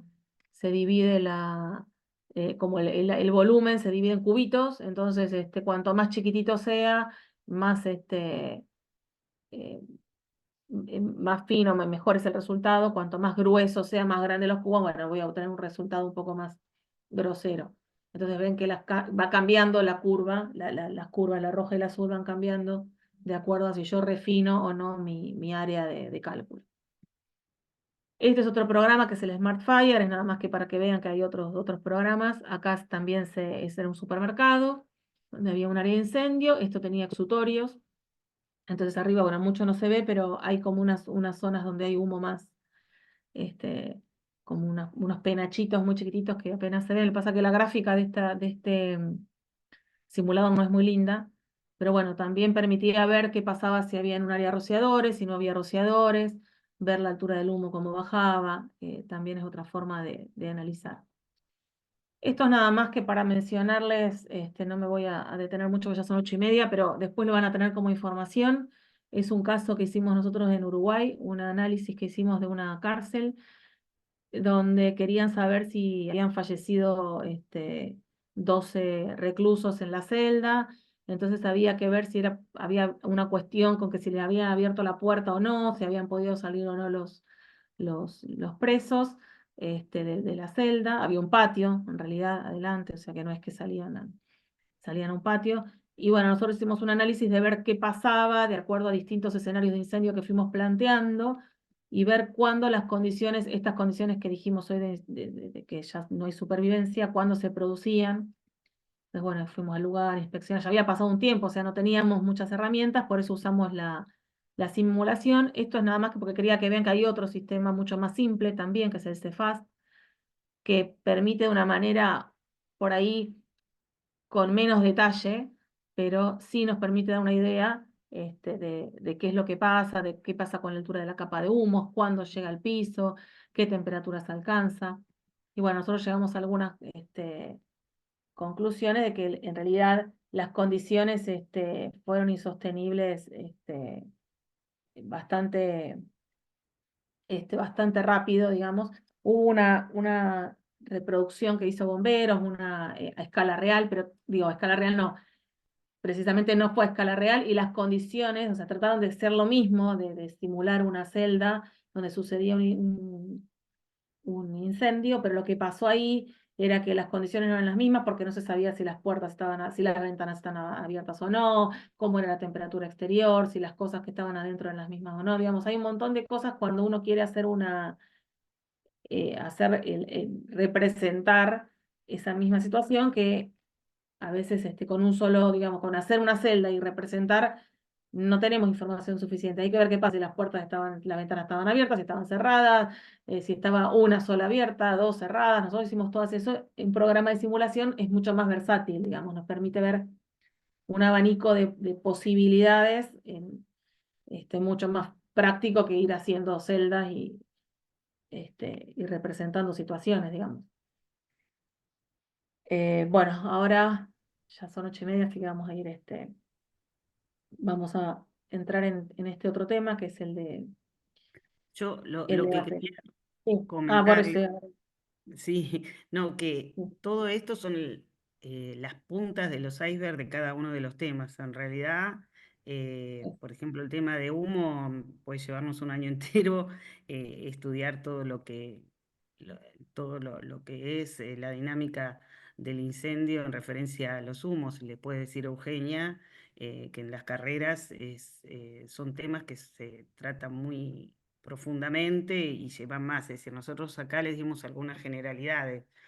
Por eso, si después tienen alguna pregunta, nos mandan un chat o le mandan un mail a las chicas ujú. y trataremos de Lo responderles, transmito, pero sí. esto es la punta del iceberg. Bueno, el día de la charla nos preguntaron con respecto a las baterías de litio, cuál es el desarrollo en cuanto a la extinción que tenemos en el país o qué es lo que se está dando, que se está viendo en el mundo entero. Pasa, Sí. ¿Seguís bueno, vos o sigo? Ah, sí, sí.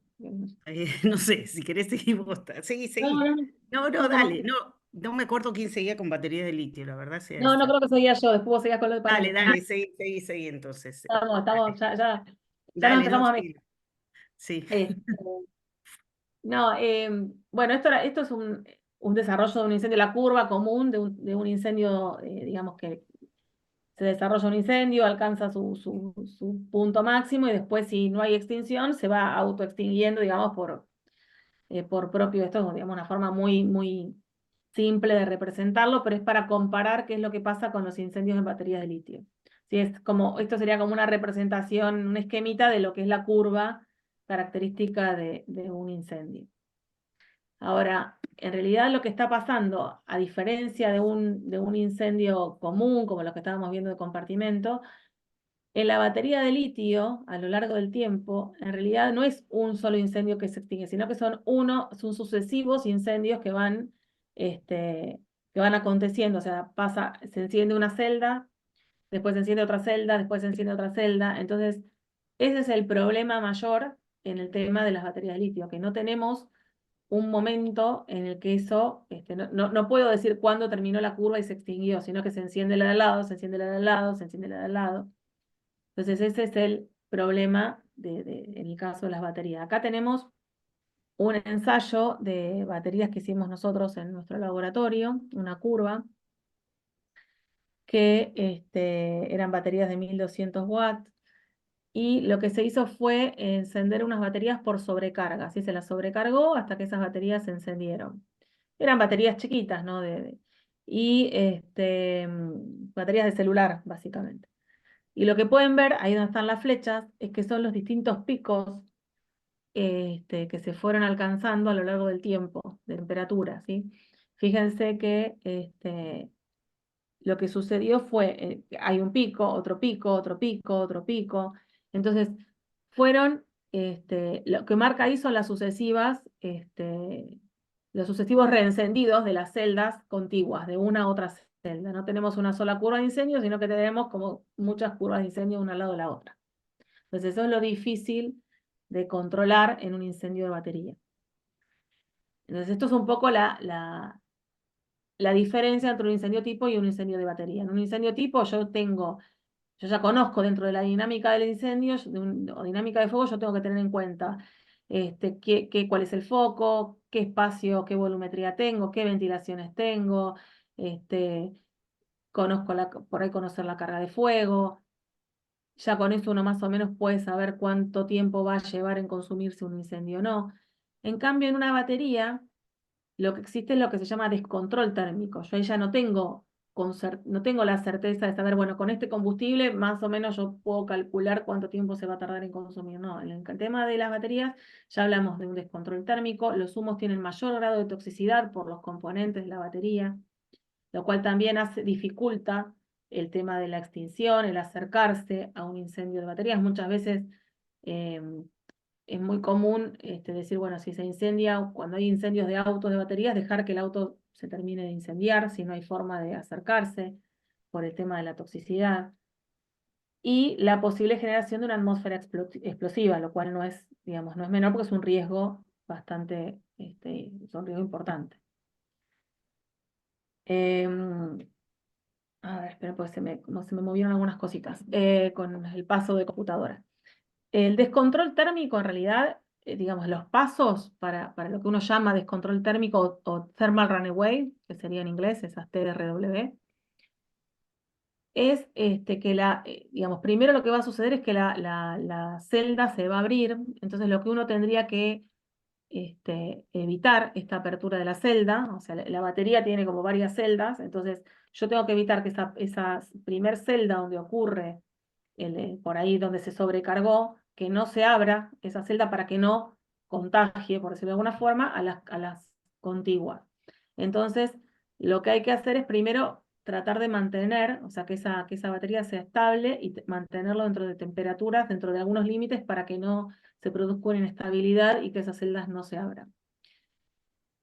Después se van a empezar a liberar los gases combustibles dentro de la celda y van a empezar a combustionar los gases y componentes de las otras celdas y producirse explosiones, y así va en, sucesivos encendidos. Por lo tanto, hay que tener mucho cuidado en este proceso de continuidad de encendidos, en que en el tema de la extinción, la extinción no es tan sencilla ni es tan, no está todavía, es muy compleja por el tema del reencendido. Es muy común que se siga reencendiendo porque yo me aseguré que lo apagué, pero por ahí siguen estando las reacciones químicas las reacciones de encendido y sigue produciéndose ese calentamiento interno y ese reencendido. Entonces, hay algunas cuestiones que tienen que ver no solo con la extinción, sino con el enfriamiento de esa batería para que esas temperaturas no sigan altas y no sigan contagiando una celda con otra y encendiéndose. Y lo que es importante es esto de, lo que es bastante preocupante es este riesgo de incendio descontrolado y la liberación de humos tóxicos y gases inflamables, digamos, es potencialmente peligroso. O sea, es muy preocupante el uso de baterías de litio, si bien está bárbaro, es muy eficiente y demás, pero hay un montón de riesgos asociados, por lo menos en nuestra temática, que hay que evaluar. Entonces, para controlar este reencendido descontrolado o el thermal runaway, cuando uno quiere extinguir o cuando uno plantea sistemas de extinción, tiene que considerar no solo, o sea, hay que considerar dos cosas, que esa batería o ese sistema de baterías tiene que ser enfriado lo suficientemente para que no siga la reacción de calentamiento dentro de la batería, para que las celdas no se sigan calentando y que no se reencienda. Entonces, para que todo eso suceda, hay que usar un elemento de una sustancia extintora que tenga cierta viscosidad, que sea biodegradable. Esto también es importante porque si estamos hablando de, no sé, de un incendio que ocurrió, digamos, hay que tener en cuenta que eso después no contamine el ambiente o el terreno donde sucedió. Hay que tener en cuenta la transferencia de calor o absorción de calor de ese producto, la mojabilidad, la aislación, absorción de humo y costos. Todo esto tiene que ver con cuánto ese elemento extintor va a cubrir la batería, cuánto la va a mojar, cuánto se va a sostener, por eso el tema de la viscosidad, cuánto van a absorber los humos que se están generando, que son tóxicos, en su mayor parte, y bueno, y el costo, que tampoco es un dato menor, porque digamos, conlleva una cantidad de extinción, un producto digamos, dentro de los productos extintores, ahora vamos a ver, lleva una cantidad muy importante de producto. Después, otras cosas que hay que tener en cuenta también es no solo el incendio de la batería en sí misma, sino, porque una vez piensa, bueno, es en un espacio exterior, dentro de todo podemos pensar que, bueno, es en el exterior, no está confinado. No, digamos, el que sea exterior y que ocurra este tipo de descontrol en el incendio hace que también puedan, y que estas explosiones internas de la batería, hace que un incendio se pueda propagar por ahí a un local cercano. Ahí vemos en la primera foto que es un bus a batería, donde está prácticamente en la vereda, hay locales. Bueno, eso es muy factible de que pueda propagar un incendio dentro de un local o una vivienda o lo que esté, digamos, cercano a ese vehículo. Después también hay que tener en cuenta que muchas veces, por más que sea al exterior, no hay posibilidades de evacuación. Fíjense el barco, fue bastante, si lo googlean, digamos, fue un barco que transportaba, ahora no recuerdo bien, pero era una cantidad de autos impresionante y se perdió toda la carga de autos porque empezaron a encenderse las baterías de unos autos. Y bueno, esto imagínense que suceda en alta mar en un barco, en un buque. Es un riesgo muy importante. O sea, no es un incendio común, es un incendio descontrolado. No es un buque en el que yo ya tengo algunas cuestiones contempladas de seguridad contra incendio dentro de una embarcación. Bueno, en este caso no, tengo que pensar que estoy en un ambiente con un humo tóxico impresionante. O sea, hay un montón de cuestiones que son muy complejas en este tipo de incendios. Entonces, bueno, hay que tener en cuenta en muchas estrategias, ya sea en el exterior como en el interior. En el interior hay que tener en cuenta que todo esto puede pasar en un hogar con bueno, ha pasado, digamos, lo hemos visto todos, los incendios con el clásico, digamos, el que ya sabemos que ocurrió acá en la ciudad de Buenos Aires con el monopatín, donde falleció un montón de integrantes de una familia, digamos, eso como modelo, pero esto ocurre, si googleamos, hay un montón, infinidad de videos donde vemos cuando se enciende la batería de un monopatín, porque está dentro de un living. Bueno, hay un montón de cosas que tienen que ver con las medidas de prevención, que es, digamos, de difusión y de prevención, que no todo el mundo conoce. La verdad que hoy por hoy mucha gente tiene un vehículo una bicicleta, no hablemos de un auto, hablamos de una bicicleta, un monopatín, y la gente no sabe por ahí que tiene que tener cuidado cuando recarga la batería, cuando compra la batería, cuando va en la calle y por ahí andando con el monopatín golpeó la batería con no sé, un cordón de una vereda y ese daño puede provocar que después, a lo largo, no sé, por ahí lo llevó a la casa, lo dejó en el garage y empezó la batería a reaccionar solamente por el golpe y cuando lo cargaron provocó una tragedia. Entonces hay un montón de cosas que tienen que ver con la prevención y otras que tienen que ver con ya asociadas a la ventilación del lugar, a la detección que podamos tener en ambientes, por ahí si hablamos de un shopping o de un estacionamiento, como hablábamos hoy, de dónde pueden estar estacionados los autos, sectorizar convenientemente, que estén estacionados en algún lugar aislado del resto de los vehículos, que tengan un sistema de extinción diferenciado del sistema de extinción de los autos comunes, si pongo de ejemplo un garage, ¿no? Y bueno, y controlar un montón de cuestiones. Bueno, acá hay, por ejemplo, en unos simulacros, cómo controlaban este, con mantas, con mantas ignífugas. Esto es un sistema en vehículos en espacios cerrados, por ejemplo, esto de tener cuidado con las instalaciones eléctricas, este es otro detalle también a tener en cuenta.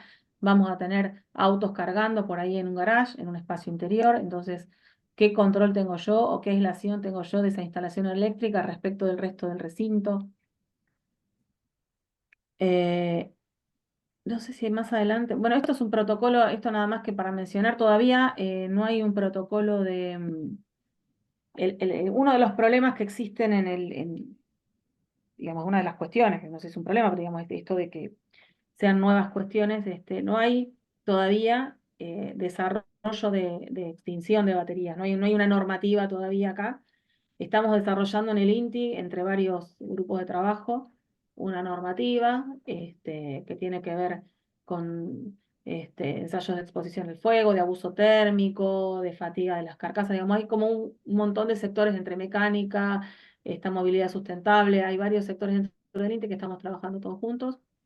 Y bueno, para eh, poder evaluar las baterías y los sistemas digamos, la exposición y algún sistema eventual de extinción.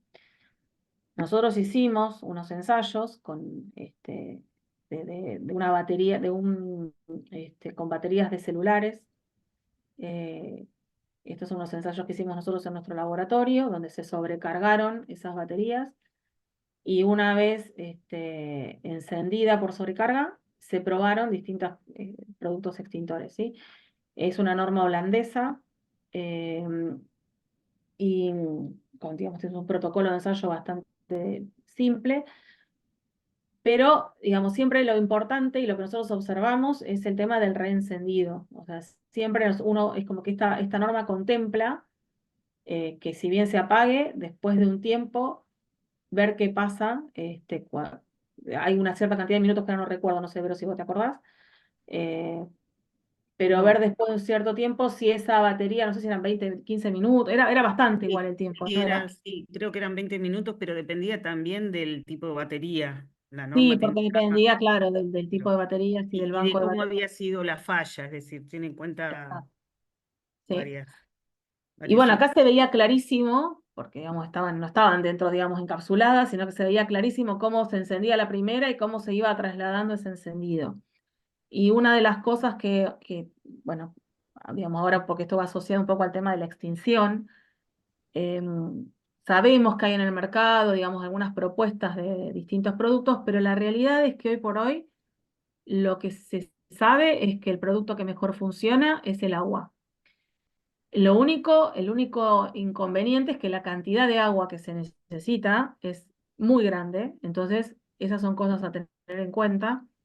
Y al tema de cómo va a estar esa agua, bueno, digamos, si yo voy a apagar un incendio en un auto, no es que voy a apagar como un auto común, sino que hay que tener en cuenta que las baterías por ahí están debajo del auto, entonces la inyección del agua tiene que ser, hay en algunos lugares donde hemos visto algunos videos donde son como cuadrículas o rejillas, como si fueran rociadores que vienen de abajo, por decirlo de alguna forma, entonces se colocan debajo del auto para inundar el auto por debajo, que es donde están las baterías, porque si no, no hay forma, hay que acceder directa, digamos, hay que enfriar directamente la batería, no me alcanza con enfriar el auto, sino que tengo que enfriar directamente la batería. Entonces se utiliza una cantidad de agua muy grande, digamos, es muy eficaz también, no sé cómo está, digamos, está el uso de distintas boquillas, agua nebulizada, digamos, hay muchas formas de mejorar la accesibilidad y la cantidad de agua que se La utiliza, pero cantidad de bueno, agua. Funciona muy bien el agua nebulizada. el agua nebulizada es muy eficaz, sí, Es muy exacto, eficaz. Y uno utiliza menos volumen de agua exacto. utilizando agua nebulizada. Usamos agua, digamos, comunes, solamente presurizada comúnmente es una cantidad de agua muy, muy grande, por esto de garantizar el enfriamiento y evitar el reencendido. Entonces, bueno, es bastante complejo esto de tema del apagado por esto, ¿no? Y de esto de no tener también cuánto acercarse por el tema de la toxicidad de los humos y demás. Entonces son un montón de cuestiones digamos, analizar, que no están todavía, digamos, no es solo acá, digamos, es algo bastante, eh, digamos, todos los días lo vemos, digamos, es como, digo, los que estamos, unos que están en contacto con esto, todos los días vemos ejemplos Distinto de tipo de incendios por incendios, sí. baterías y del problema de la extinción, digamos, no es algo todavía resuelto, digamos, no está resuelto, claramente. Pero bueno, después nosotros siempre solemos hacer este tipo de recomendaciones respecto al uso, ¿sí? Pero esto que, bueno, ya un poquito lo estuvimos hablando, de no desarmarlo, de ver qué batería se usa. Estas son como más recomendaciones para el usuario, que por ahí estaría bueno que, como que sean más masivas, ¿no? Porque no es tan, las conocemos nosotros que estamos en el tema, pero por ahí no el usuario común que va a comprar una bicicleta con batería. Este, y en el tema del almacenamiento, que también a veces pasa esto de los incendios por baterías almacenadas, no solamente por el vehículo, sino que muchas veces ocurren incendios en depósitos de baterías. Entonces hay cuestiones asociadas a la cantidad de carga que tenga la batería, que tiene que ser prácticamente menores del 50% de carga, el tema del ambiente, las temperaturas controladas donde están almacenadas, este, por ahí, bueno, fijarse, descartar las que estén golpeadas o hinchadas o demás, asegurar que no haya humedad, que no se mojen, que no haya fuentes de calor cerca. Como el caso también de incendios en lugares de almacenamiento de baterías también es bastante habitual, digamos, es un riesgo habitual. Y bueno, nosotros esto estamos haciendo algunos a futuro, ver este tema, bueno, un poco lo que les decía recién, ver los ensayos de extinción con agua nebulizada, caracterizar un poco más a las baterías de litio, ver el almacenamiento, bueno, requisitos para instalaciones. Y el tema de la segunda vida de las baterías de litio, ¿qué pasa después? Porque eso tampoco está todavía analizado.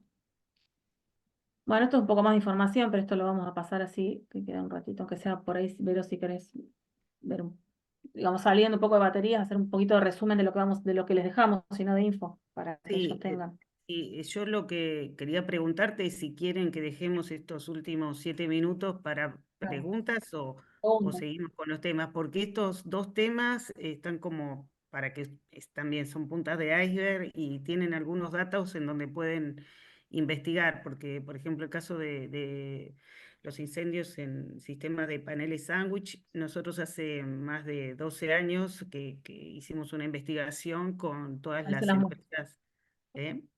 Te lo Por muestro, las sí, lo que vendí. aseguradoras, dale. Sí, y visitamos a todas las empresas que construían estos paneles y bueno, dentro de lo que es la web hay este documento técnico que tiene unas cuantas hojas, que está muy detallado cuáles son más que nada el mantenimiento que hay que tener en el caso de los paneles sándwich antes de que se provoque un incendio, porque una vez que estos paneles sándwich no son iniciadores de incendio, pero en el momento que entran en combustión generan una gran cantidad de humo. Se puede generar el incendio dentro de lo que es el cuerpo combustible del sistema y por ahí es una combustión que se va dando lentamente, es decir, por ahí se cree que el incendio está apagado y a los 2 días vuelve a reiniciarse. Después destruyen totalmente el edificio, es decir, no es un incendio en un edificio, sino que es un edificio incendiado porque está envolvente, entra a formar parte, claro, acá ven las cantidades de humos que se genera, cómo se deteriora toda la envolvente. Generalmente estas industrias cuando tienen que reemplazar alguno de los paneles porque se golpearon o por algún motivo que ya están deteriorados, no usan el mismo sistema, usan, por ejemplo, el panel que en ese momento está más barato. Entonces también está la complejidad de entender que por más que uno estudie los sistemas que hay, pudiera dar alguna información a las empresas para condicionar lo que es la propagación del incendio, el hecho de que en el uso después se utilice cualquier otro sistema es perjudicial para el caso del incendio. En otros lugares del mundo, y lo he visto acá, que fuimos a ver algún post-incendio, digamos, en donde fuimos a analizar cuál fue el desarrollo, cómo entender un poco esta propagación del incendio distinto a otras edificaciones. Los bomberos lo que han logrado para poder cortar esa propagación del incendio es retirar, es decir, como la demolición de alguno de los sistemas, de los paneles dentro del sistema. Entonces lograron que no se propague el edificio por derrumbe, como hace en el siglo pasado se usaba para contener los incendios. Bueno, si están interesados, ese manual es interesante. Bueno, acá está toda la parte de prevención Sí, yo creo resumida, que pero... no te la puse en la presentación que te pasé, porque después la modificamos, Ah, Carolina, un poquito. Así que, Chicas, perdón que las después, interrumpa, ese manual después nos lo pueden dar para que lo podamos sí, no, te, compartir. te, te ahí pasamos- está. te paso el link, si querés te paso bien el link por mail, Perfecto, así bueno, lo les paso. comento a todos y las interrumpo un segundito como para dejar la Todavía no ventana esta. Seguramente después armemos un PDF con información de la charla que cuando mandemos una encuesta de satisfacción lo van a poder descargar y ahí lo sumamos. Entonces, sí, o si no, si vamos. querés lo pongo ahora en el chat, a ver si lo puedo. Dejo Sí, porque ir para... ahí tienen para poder entrar a la página y verlo. Está tanto en la página del CIR como en la página del INTI, pero eso que le Genial, dimos es la forma más rápida de poder acceder a la a documentación. ellos perfecto, se- perfecto.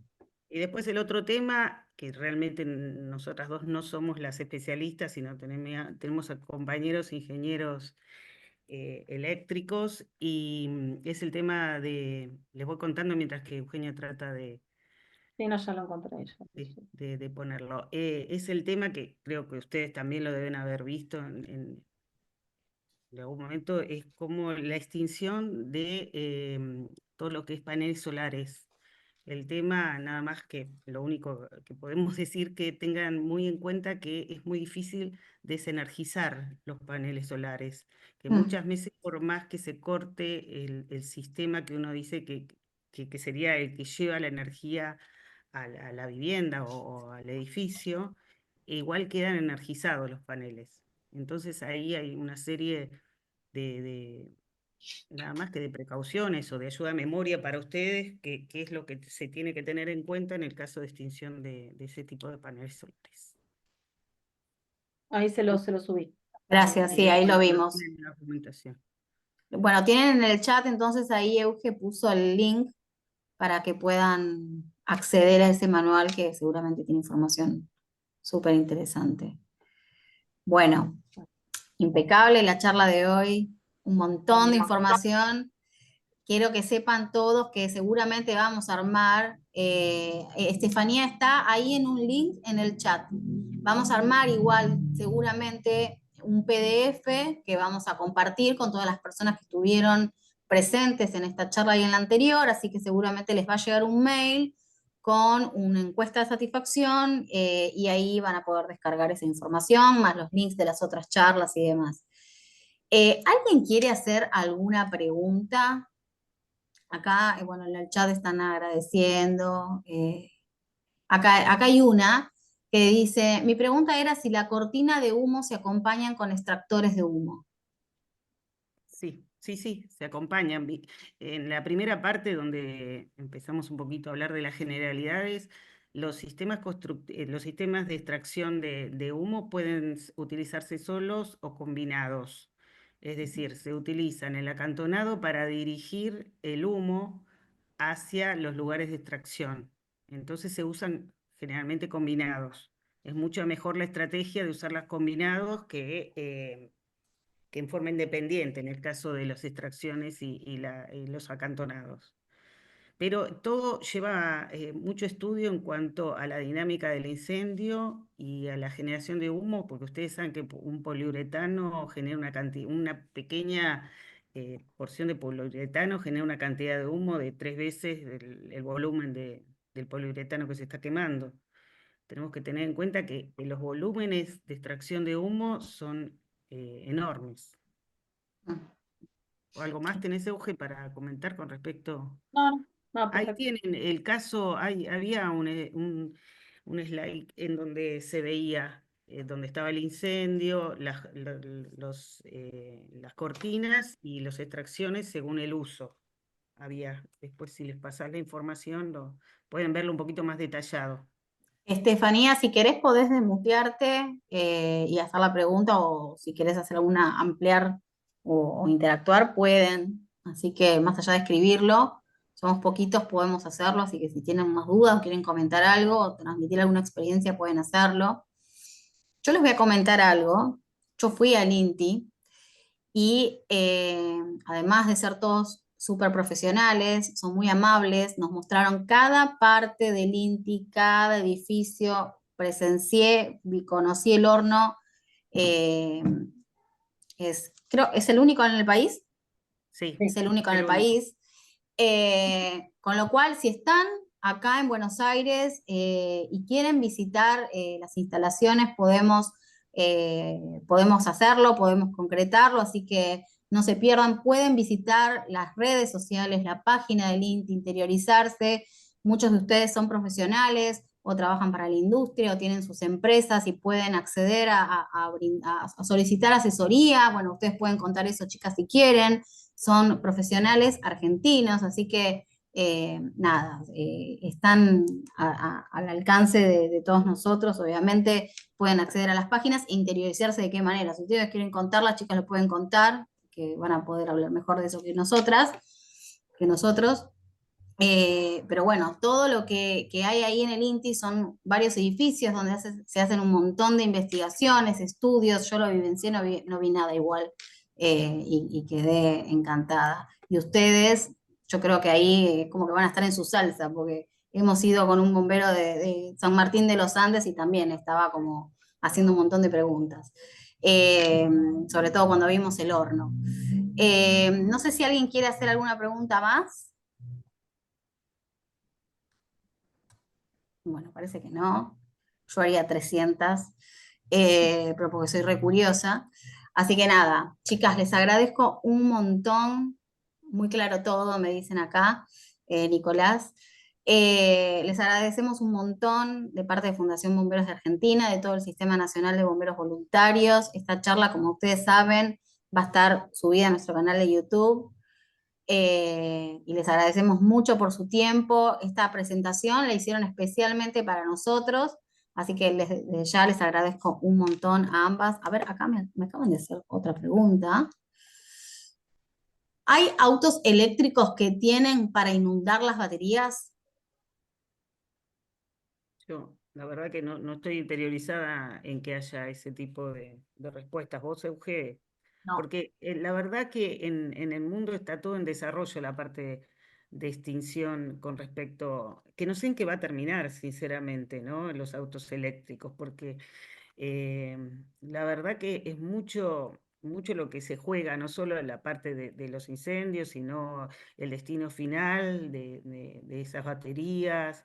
Es decir, viéndolo desde afuera y como no estando en la industria esa, parece que hace más daño Al medio que lo ambiente.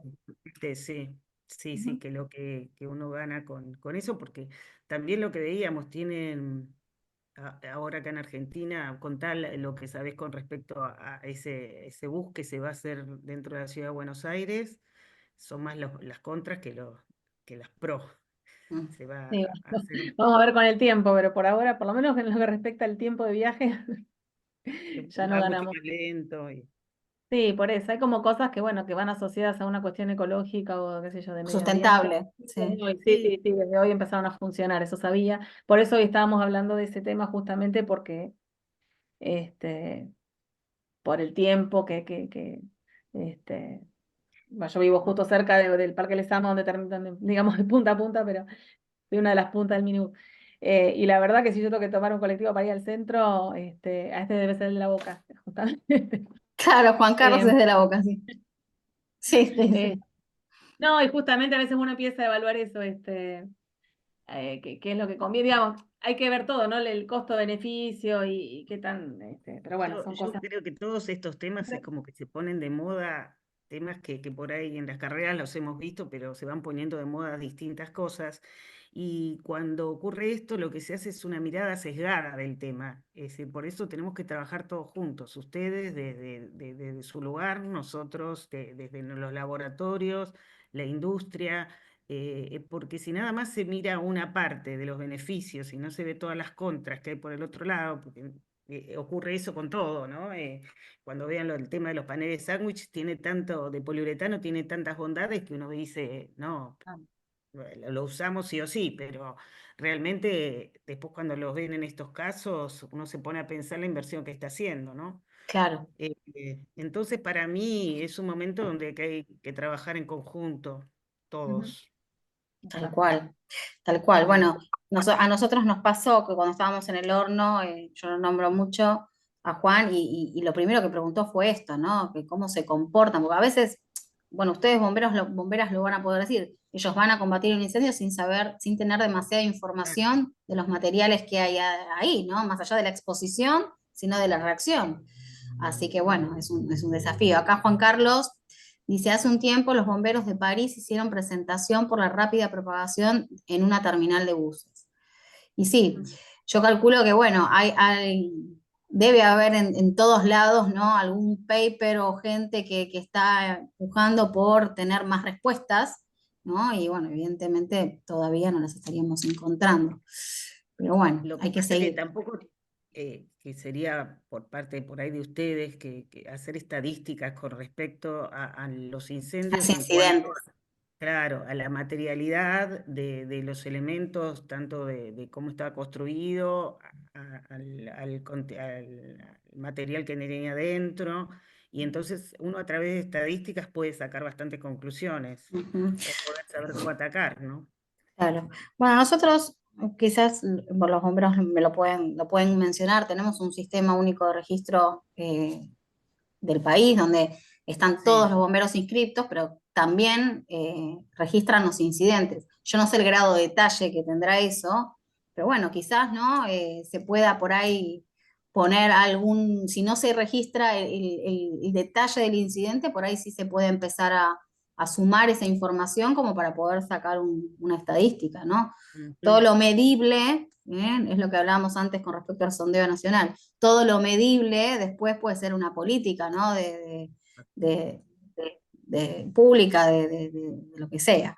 Así que bueno, si no hay más preguntas, yo le voy a agradecer otra vez a Eugenia, a Vero, a todo el INTI, insisto, hicimos varias charlas ya con ellos, están todas subidas a nuestro canal de YouTube, seguramente sigamos trabajando juntos, así que les agradezco nuevamente a las dos por su tiempo, por donar este tiempo para todo el sistema nacional, toda la información que nos brindaron. Bueno, acá les agradecen en el chat. Seguramente va a haber un montón de comentarios a través de nuestro canal que se los vamos a hacer saber. Así que bueno, gracias a todos los que se conectaron también. Y gracias a todos los que estuvieron conectados. Y bueno, cualquier Sí, cosa, también. cualquier duda, estamos para lo que Muchas necesiten. gracias. Muchas gracias a Bueno, ustedes. Buenas noches, que descansen. Gracias, gracias. buenas noches. Igualmente.